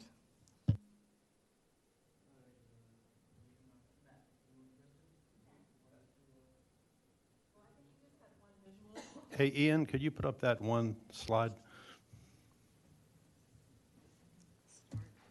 Yeah. Thank you. Thank you, Ian. I'm going to hit a whole fence tomorrow. They should be. Thanks. And then I'll just let you know. Okay. Thank you. All right. I'll just kick off. I think folks know that Matt and I have been working, I would say, almost a year on trying to streamline the application and review process for all parties involved. So applicants, committee, staff, everybody involved. And it started out with really just the consent agenda process. So how do we look at something to determine whether it does or does not meet on consent? But when we started to do it, we noticed that there was really a lot of opportunity to just consolidate a lot of these processes and steps. And this, but I'm just going to go over this, Matt and I, and this is a snapshot of kind of where we are today. We are having another meeting tomorrow back here at the Township to better understand sort of what happens above this application received, where we start, as well as how can we close the loop on a lot of these processes so things run smoother. I'll run through it, and then I'll just say if you have questions, we'll just kind of tackle them at the end. But again, this is a work in progress. Any suggestions for improvement are welcome. Anything, Matt, before we start? No, it's just that we've been doing consent reviews. James and I did them for, what, 3 years, 2 years? And it was accidental. It was like, there was no process. It was just like James and I would be like, we'd look at a plan, so I'd go to the site. Sometimes I saw what I was needed to see, sometimes I didn't. We put a lot of stuff on consent that we weren't even sure we should have been on consent. So then James got off the consent roll call, and then Kristen came on. And Kristen saw immediately that it was a flawed process. It was just, we weren't consistent. We weren't keeping records of what we were doing. We weren't, the township, there was no closed loop. So it was, that's it. And so it just seemed like a great way to streamline a process that wasn't. So Kristen has really been the architect of this. I'm along for the ride, but we've been meeting with Steve and Trish, and Leah, I think, is going to be around for tomorrow. Maybe not. All right. I'll keep you in the loop. I'll keep you in the loop, Leah. Right, and you said it too. I That this wasn't also is invited. increasing transparency, ideally. So let's just start at the very top there at the box, which is where this process starts. For me, well, Matt, you're on Planning Commission, which is great, but essentially, any one of these issues, right, can come up and hit our process. So what we then do is you move down is step one. We are now trying to identify the application itself. Is it new?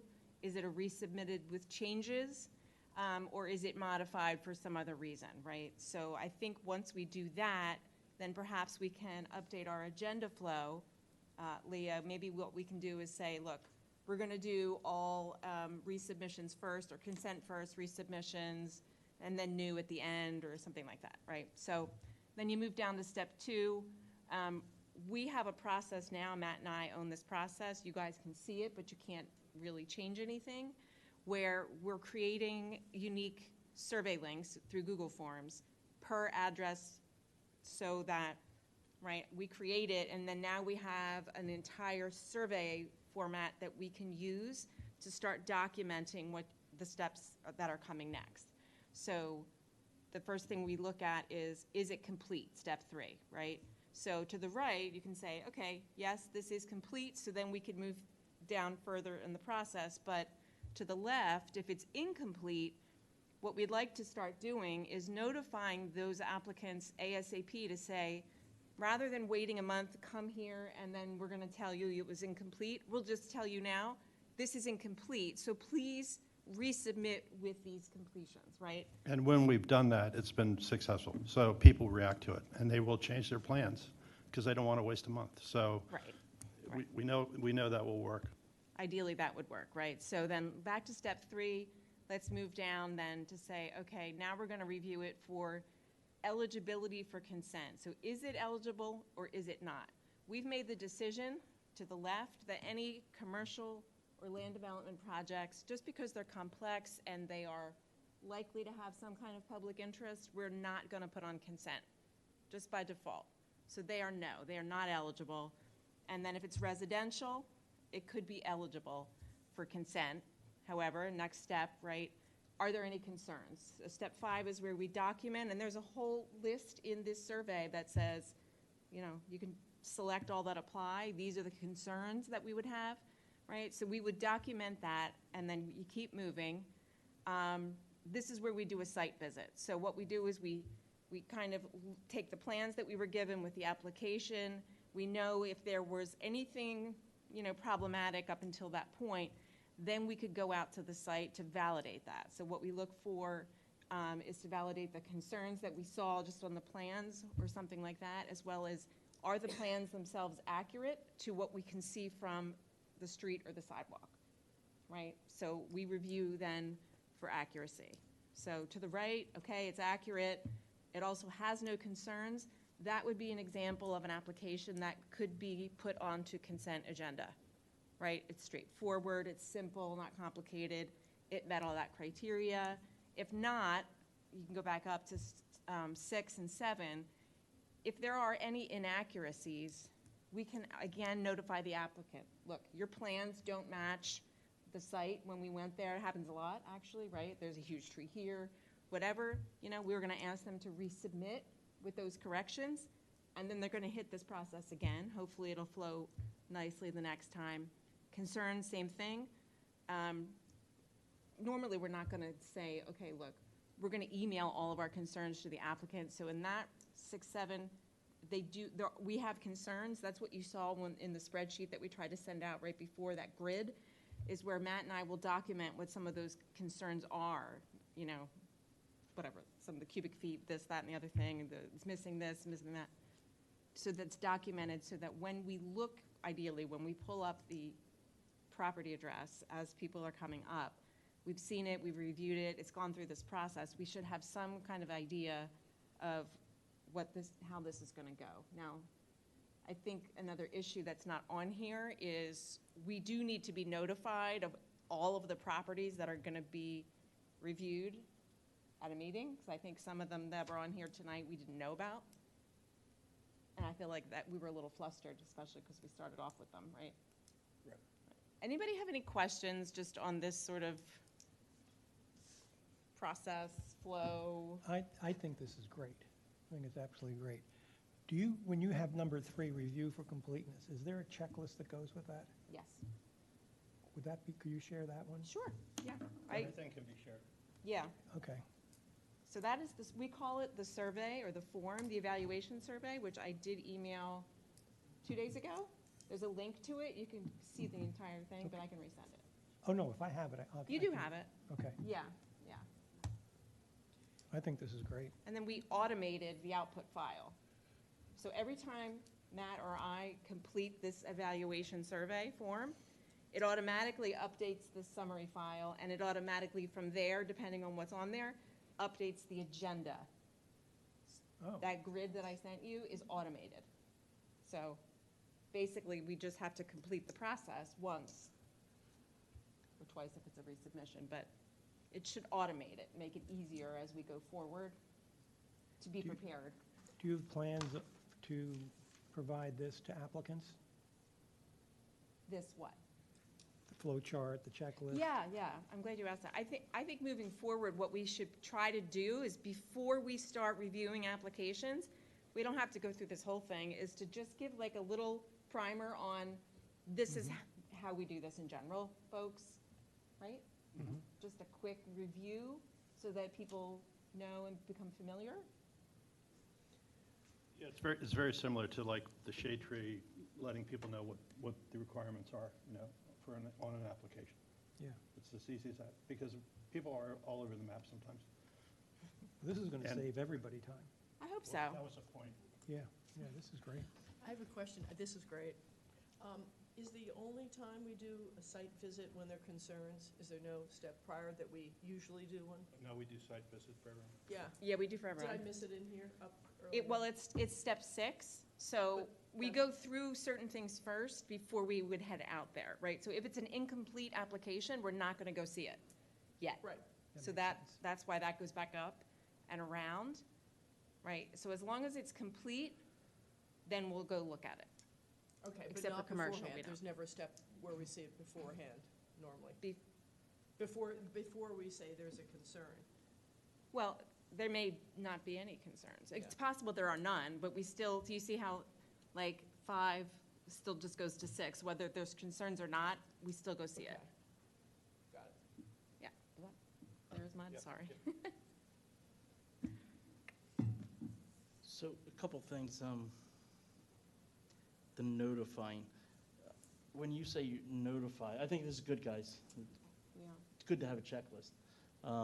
And should be used, I think, for every thing before, just so Yeah. we could be prepared beforehand too. But for notify applicant, who's doing the notifying? Now, does that work? Because I think there was concern with the township. If you're notifying somebody, then they don't get the update. How does that, but you're gonna be, No, I include Trish, and Leah would be included in that. gotcha, and they're all good with that? Yeah, I mean, as Trish, her only thing is she has a lot on her plate. Yeah, that's, So we're creating something that's not going to put a burden on Leah or Trish at all. okay. Yeah, but I think you're They're just right. going to be in the loop. And they're good with that? Well, tomorrow we're gonna You're have gonna another speak with them? conversation. So Yeah. like I said, this is a fluid process. We're gonna keep refining it. But I think it's a good point because also, for example, step 1, Matt or I has to actually use the website itself and put the property address in that agenda of record to see if anything comes up. Like manually we do that because we don't have access to any other database. I can't look up a property and see in the entire history of everything that's been going on with it. That would be better. Right now, this is what we're doing. But I think as we go, we are creating that record. A little bit, but not of what happens, like, sort of before us, like we were talking about the gentleman that came back for the 3rd time. It was hard to wrap our hands around, like, where that had been and all the different documents and That have things gone that were through. going on, right? That would have been an ideal, that's a good case scenario to say. That Prime could example. probably be easier for all parties, right? Yeah, so, yeah, that concern, I would just say Yeah. with Trish and everybody, make sure they're on board Oh, they've been with, totally, with everything. I mean, Yeah. Leah not as much, but she certainly should be. Well, Trish usually does all the She sends Yeah. us. work beforehand, right? Trish gets the plan, she sets the agenda for the first part. You She don't have does- anything I to do really with have that. nothing to do Oh, with good to this. know. Okay, Yeah. So, yeah. The other thing, the site visits, and I think you answered this is only for, you're not going on properties. No, We don't, we can't. No. We've had instances where the owners see us out there in the street and invite us in. Invite us in, which is- yeah. That's all we can do. Yeah, so Yeah. we're limited. That could The just site be a visit is- concern, I yeah, see. the site visit is limited by access. Right. And then resubmitting it on time. So I forget now, how soon, like, when do you get the plans? Like, what if it's, The what deadline if, is 10 days before the meeting, so we should have it at least 10 days before, and that's the cutoff. and so you guys would have to get out there within the next couple days because they won't be able to resubmit then or whatever. Well, they wouldn't be able to resubmit in time to make, I don't think, the agenda anyway. Right, so there was a couple people up here today that we approved that didn't have what the checklist would be. So then we'd be putting them off until next month anyway, right? I guess it depends. The And- language asks them to resubmit by a certain day to be eligible for that month's agenda, right? We haven't closed this Trish Yeah. bends to that, though, so, like the Cass Holloway, Stratford, that was just put in. I mean, that was rushed on to the agenda. Right. So, there are cases made, oh, let's just get this done. In that case, does that give, it gives us a little bigger problem. Yeah, But- I'm just looking at, I think it's great, but I want to look at the other side as well. Yeah. So a couple of the incomplete, according to the ordinance, if they submitted it with 10 days beforehand, you guys didn't get out there right away to look at it, then you send it back. Their engineers can't change it now, But if so it's they're waiting incomplete- another month. If it's incomplete, we send it right back.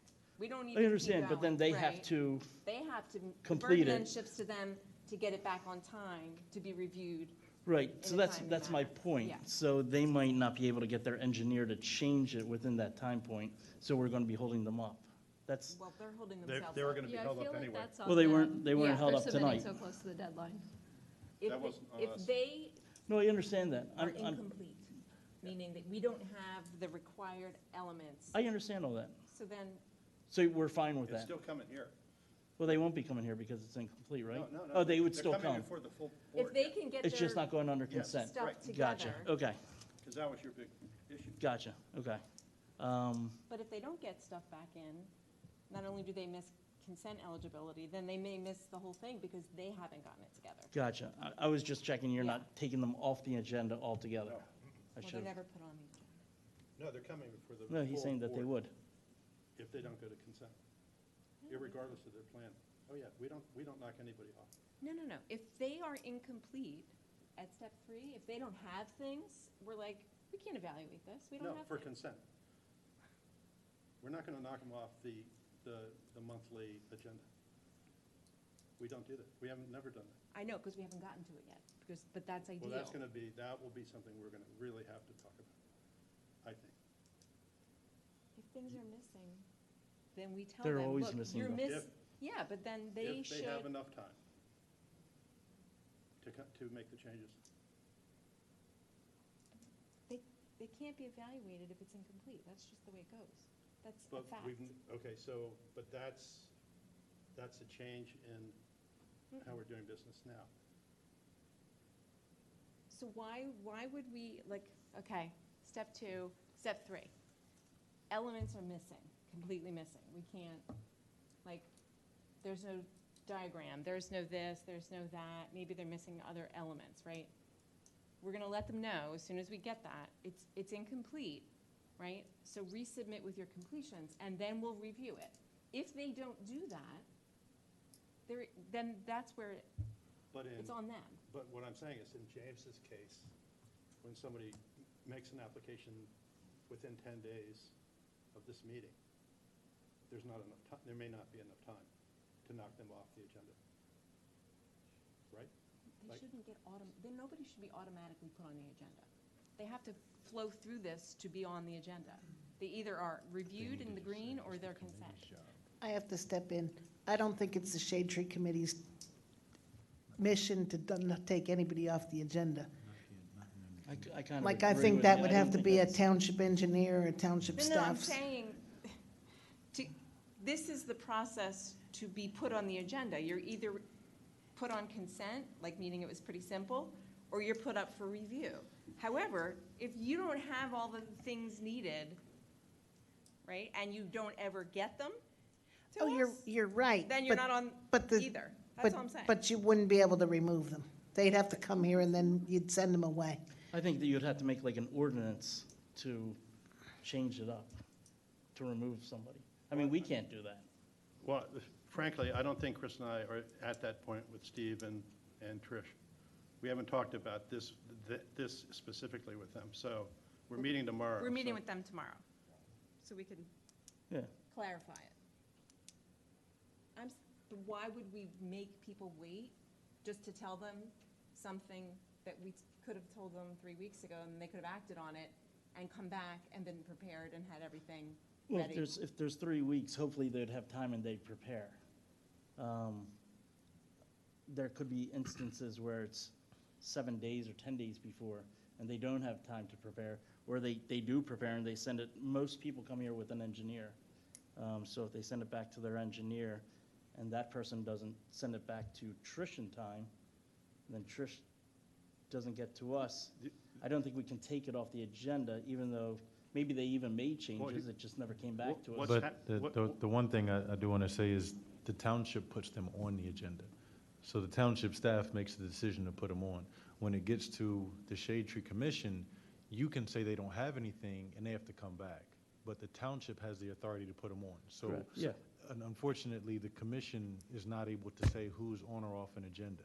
You take what's in front of you, and then you make the decisions. And that's fine. And the couple times that we've done this, where I've called an applicant and talked to the engineer and said, this stuff is missing, you know what they do? Either they fix it, which they've done twice, or they don't come. They don't come, they just say, we're not ready. So we're putting it Like on- 2:35 tonight. 2:25.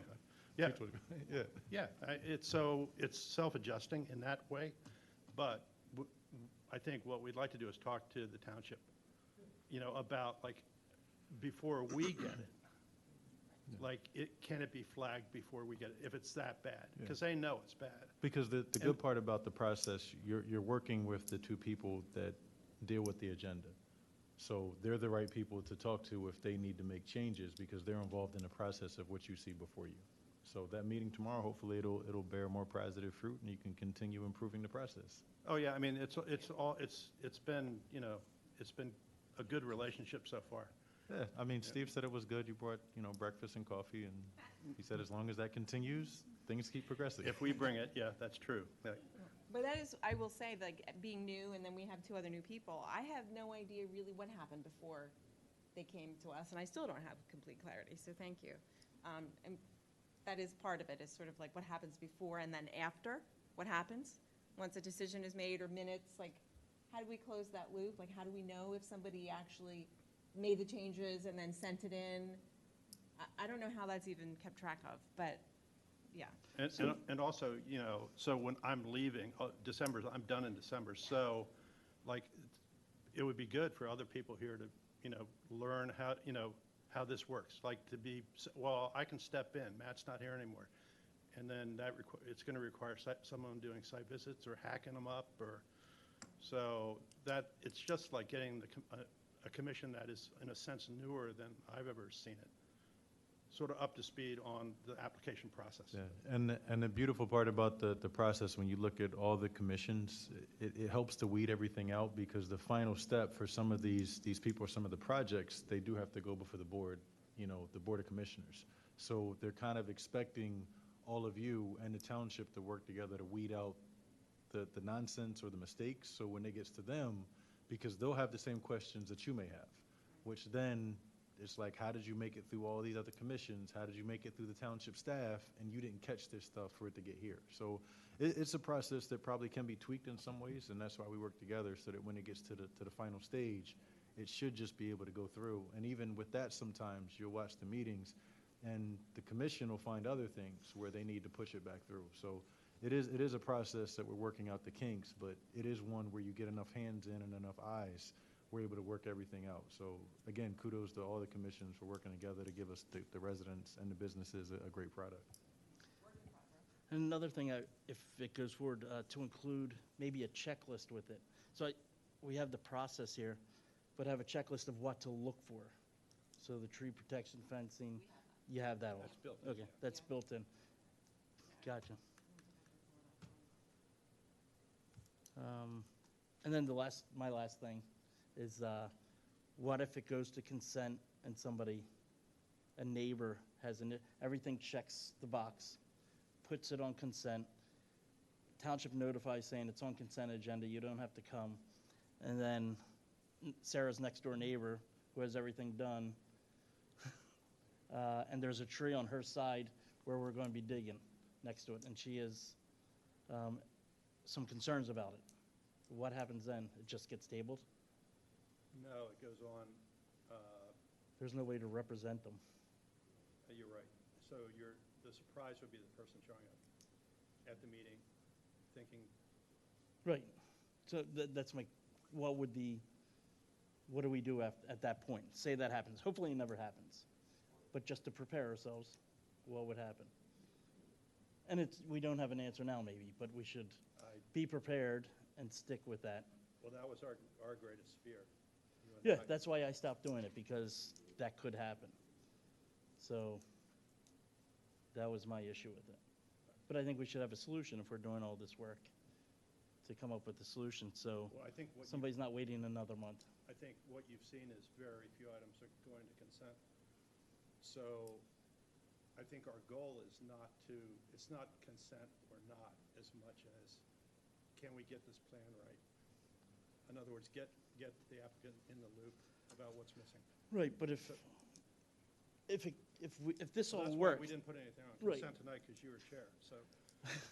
I understand, but if everything is complete, send it all back. And then it goes on, the goal is to get it on consent. So if it gets on consent, and this still happens, what's the solution? I think it's something do we just say, we know it's going to be tabled? If there's somebody opposed to it, or we just, I really don't have an answer. maybe it's not a big deal, I don't know. I think it's a big deal if we miss and a bunch of neighbors show up and they have legitimate concerns, and we put this on consent. Right. I don't like And it. so now we have another person, that we kind of told that it's on consent. You don't have to, I think it's just something we should figure out a solution for before we I'll bring put that it in up with place. Steve tomorrow. Yeah. Maybe it could be done offline or something, I don't know. That's all.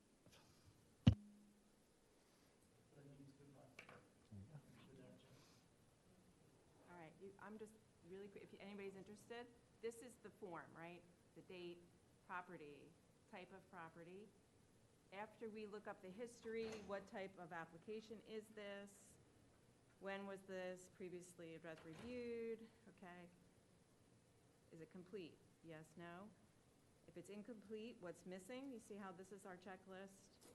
Other, not approved for consent. Is this unapproved due to incomplete? Yes, unapproved due to whatever. No, then you keep going. Concerns. These are the areas of concern, all that applies. We try to take it from the ordinance. Other. Is this unapproved due to concerns? That's all still consent. Okay, is this approved to go to consent? Yes, no. Next steps. All right, move to consent, notify the applicant, blah, blah, blah. And that's the one that automatically feeds into the summary file, and then ideally, what we can see, like when we are going through them or whatever. And this would be uploaded onto like the township as well? So they would, would this be made public record or something? It is not now. This is No, just. but would it be in the process? It should be. That- I guess Steve Yeah. and Trish would. Okay, Thank you, guys. thank you.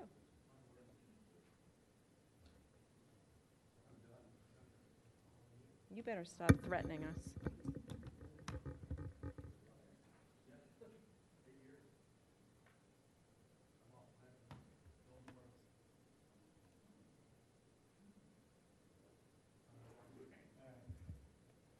So, any questions, any comments?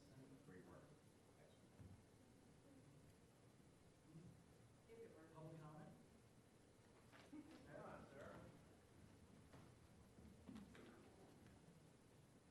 You can't comment on anything that happened in the meeting when you weren't here. Sarah Pilling, 29 Garrett Avenue. Actually, I was at church, and it takes priority over Shade Tree. Sorry. So James Coates is our new commissioner, and he's the liaison to Shade Tree, but he couldn't be here tonight. And he asked me to come, and then I couldn't be here. We have been discussing specifically Emlyn Tennell Field. and Garrett Avenue. For those of you who haven't been here long, and unfortunately for you, I've been here for 42 years on Garrett Avenue. We're one of the oldest streets. We have a reputation of being the Camden of Radnor Township. That was said to me directly. That's an insult. And we have no room for trees. So for those of us who live north of the trolley stop, Emlyn Tunnell Field is our open space, and it is our canopy. Now, I know that John has marked trees with purple, and I have asked Ricky what it all means, and James Coates asked what it all means. And I hope that you will make no dramatic, drastic changes to the trees without consulting the neighbors for some of those. There's some very weird trees on Emlyn Tunnell Field, and it's not the park's problem, and it's not the township problem. It's whoever okayed trees that all come out from one place. And we get some wind, and so some branches tore off, and you can see where they were torn off. And it leaves some very weirdly shaped trees. But they should not come out for that reason, because we need canopy. We don't have room for street trees. I had a beautiful sugar maple, and after 25 years, it died in about 9 days. And Steve Schreiner came out and he said, Sarah, too much drought, too much wet, it just died. There was nothing the matter with it. And it was one of the very few trees on the street. So I'm hoping that the Shade Commission will work with the neighbors, will recognize that this is more than a ball field where the girls play ball. It is our open space. And I can tell you from personal experience that in the summer, you can't walk the whole track. You only do the backside where there's a little bit of shade, knowing that with the baseball fields, you can't put them in the middle of the field. But we really need to preserve the trees we have, if possible, and we need to put more trees in. So James and I also talked about what I know Frank had talked about, was to getting more street trees on some of the streets. And James, I explained it to James that Rockingham has lots of calorie pears in there. We don't want those. And they don't want trees because the sidewalk belongs to them, and when a sidewalk lifts, then guess who has to fix it? The residents. And people don't like trees anymore. I don't understand that, but that's all right. So I just came from church, and I thought I would speak up. Thank you. Thanks, Sarah. Hey, Sarah, you know, I wanted to mention, first of all, thank you. Based on what you were talking about, people don't want trees. I don't know if you noticed, but when Seth sent out the sign up for trees, we included another little survey that says, if you don't want a tree, why not? We're trying to start collecting that information from people so that we can better understand what their, issue might be. Maybe it's realistic, maybe it's actually incorrect, so we're gonna try to start collecting that. Well, I know anecdotally. Yes, of course. Yeah. 2 properties on Lewis Lane, they cut down all the trees after they bought the house. Yeah, no, I don't disagree with you at all. So we're trying to collect it data-wise, so Right. maybe we'll have. Well, that's a good thing, because maybe we can convince them that there's something else to be done, because we all know that we really need trees in order to survive. And trees actually they're worth more than they cost. Thank you, guys. Before you go, Sarah, one thing I think would help with the residents in the Garrett Hill area is education. And you have a new commissioner now who I believe sees the values of trees. I'm wondering if we could consider talking to her about? Him? About having informational meetings about the value of trees in that area? We can try. Frank, there's sort of a malaise that's around, and actually there was something that came up on my feed today that some of it is post-COVID. People are just really tired and they're pulling in, and I've seen it in lots of areas, but I think it's worthwhile. Garrett Hill has a history of standing up for themselves when other people want to do other things who don't live in the neighborhood, want to do things in the neighborhood. And we have the church. It's sort of the community center. It's getting to the right people. It's doing the right advertising. It's not putting business cards in their mailboxes. The way to get people involved is to speak to them. Please come. I really need your help.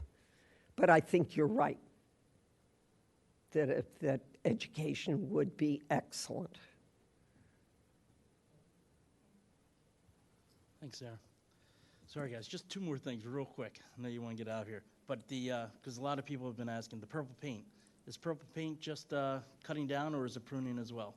What we will say is we sent a message out, and what we're saying right now, until we put everything out, the same as that email that was sent, there's pruning and removal. When we put out the whole thing for Shade Tree to review and the Board of Commissioners, everything will be out, because the problem is it's going to cause a problem with what's going to happen if there's not a plan. So we want everyone to hear everything that we're doing, whether it's pruning or removal, and then there'll be whatever, I guess, plan that's coming about, you'll be able to hear it. So that's why we're just saying pruning and removal, because people will go out and they'll see what all these marks mean, and then they'll start looking at all the parks. So we're trying to wait until we have the BOC, the township and staff. We've already met once with an internal plan. So Bill White gave us I'll a send them direction. to you then, if they call me. Yeah, I mean, we got the email from James Coates today. The other So- people have been asking too. Yeah, and I have no idea what. Yeah, I mean, we had an evaluation, it was in February or January that it started. We got the information from that evaluation mid-February. And then after that, we met internally, and we had to see what our plan was going to be, because we can't go before you or the Board of Commissioners with just saying, here's our findings, because their question is going to be just like you have on your review, what are you going to do about it?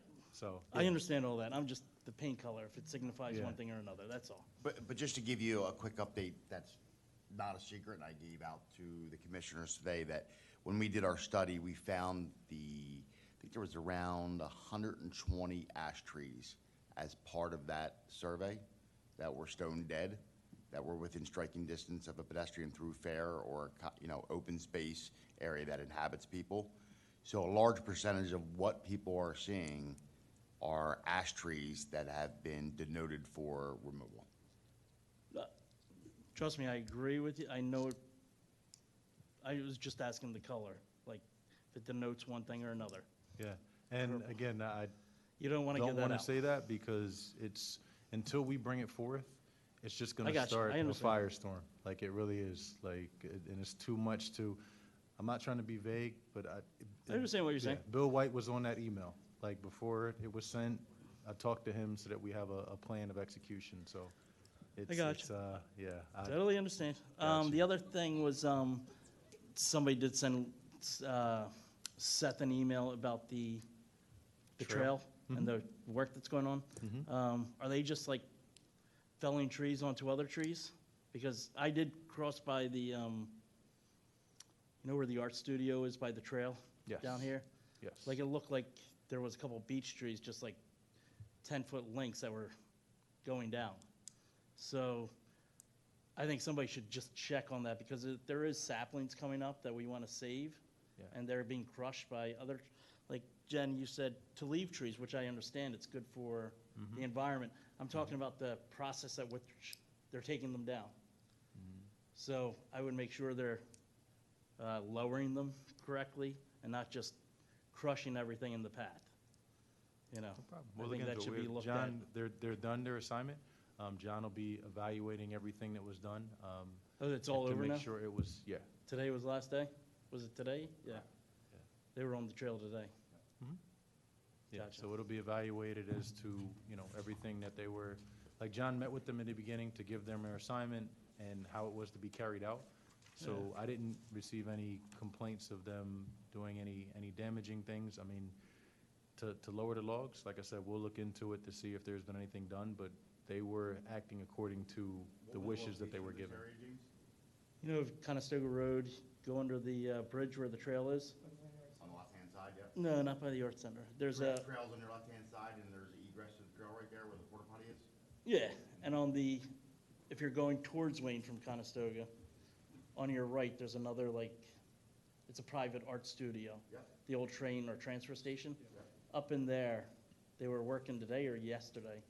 But it looked like there was some big trunks being, you know, just dropped on stuff, so. That's the ash trees that are back there. Yeah, so I want to make sure it wasn't crushing everything else. Yeah. I mean, the price was like $37,000 for like 80 trees. Yeah. It was a low price.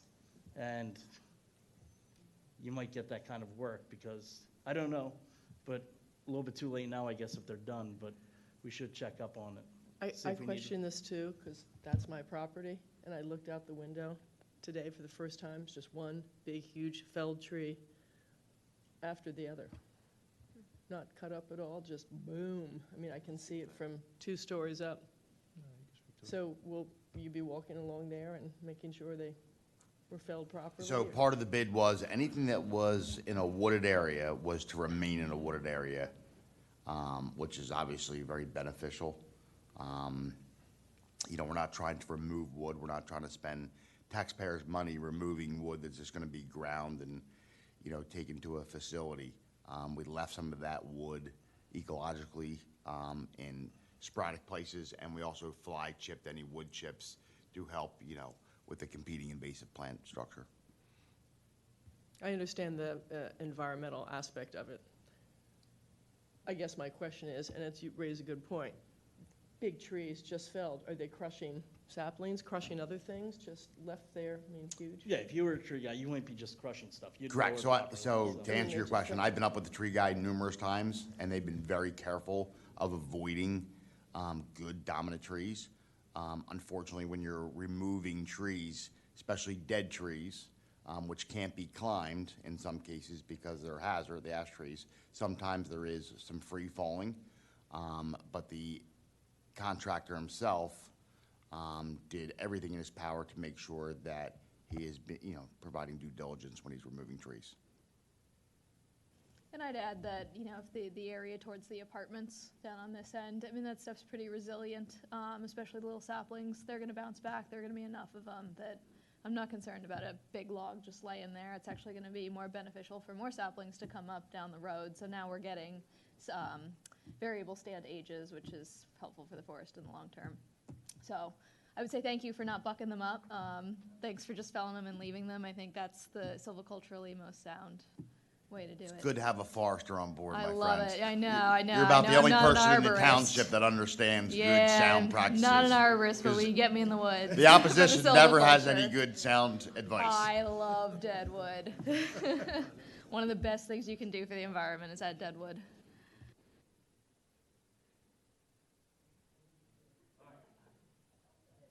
Anything else? No?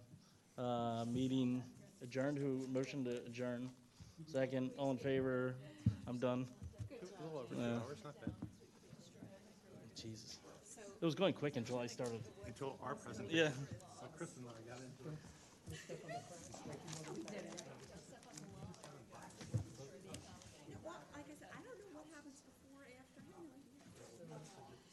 I don't know if it does anything. I don't think anything happens before, right?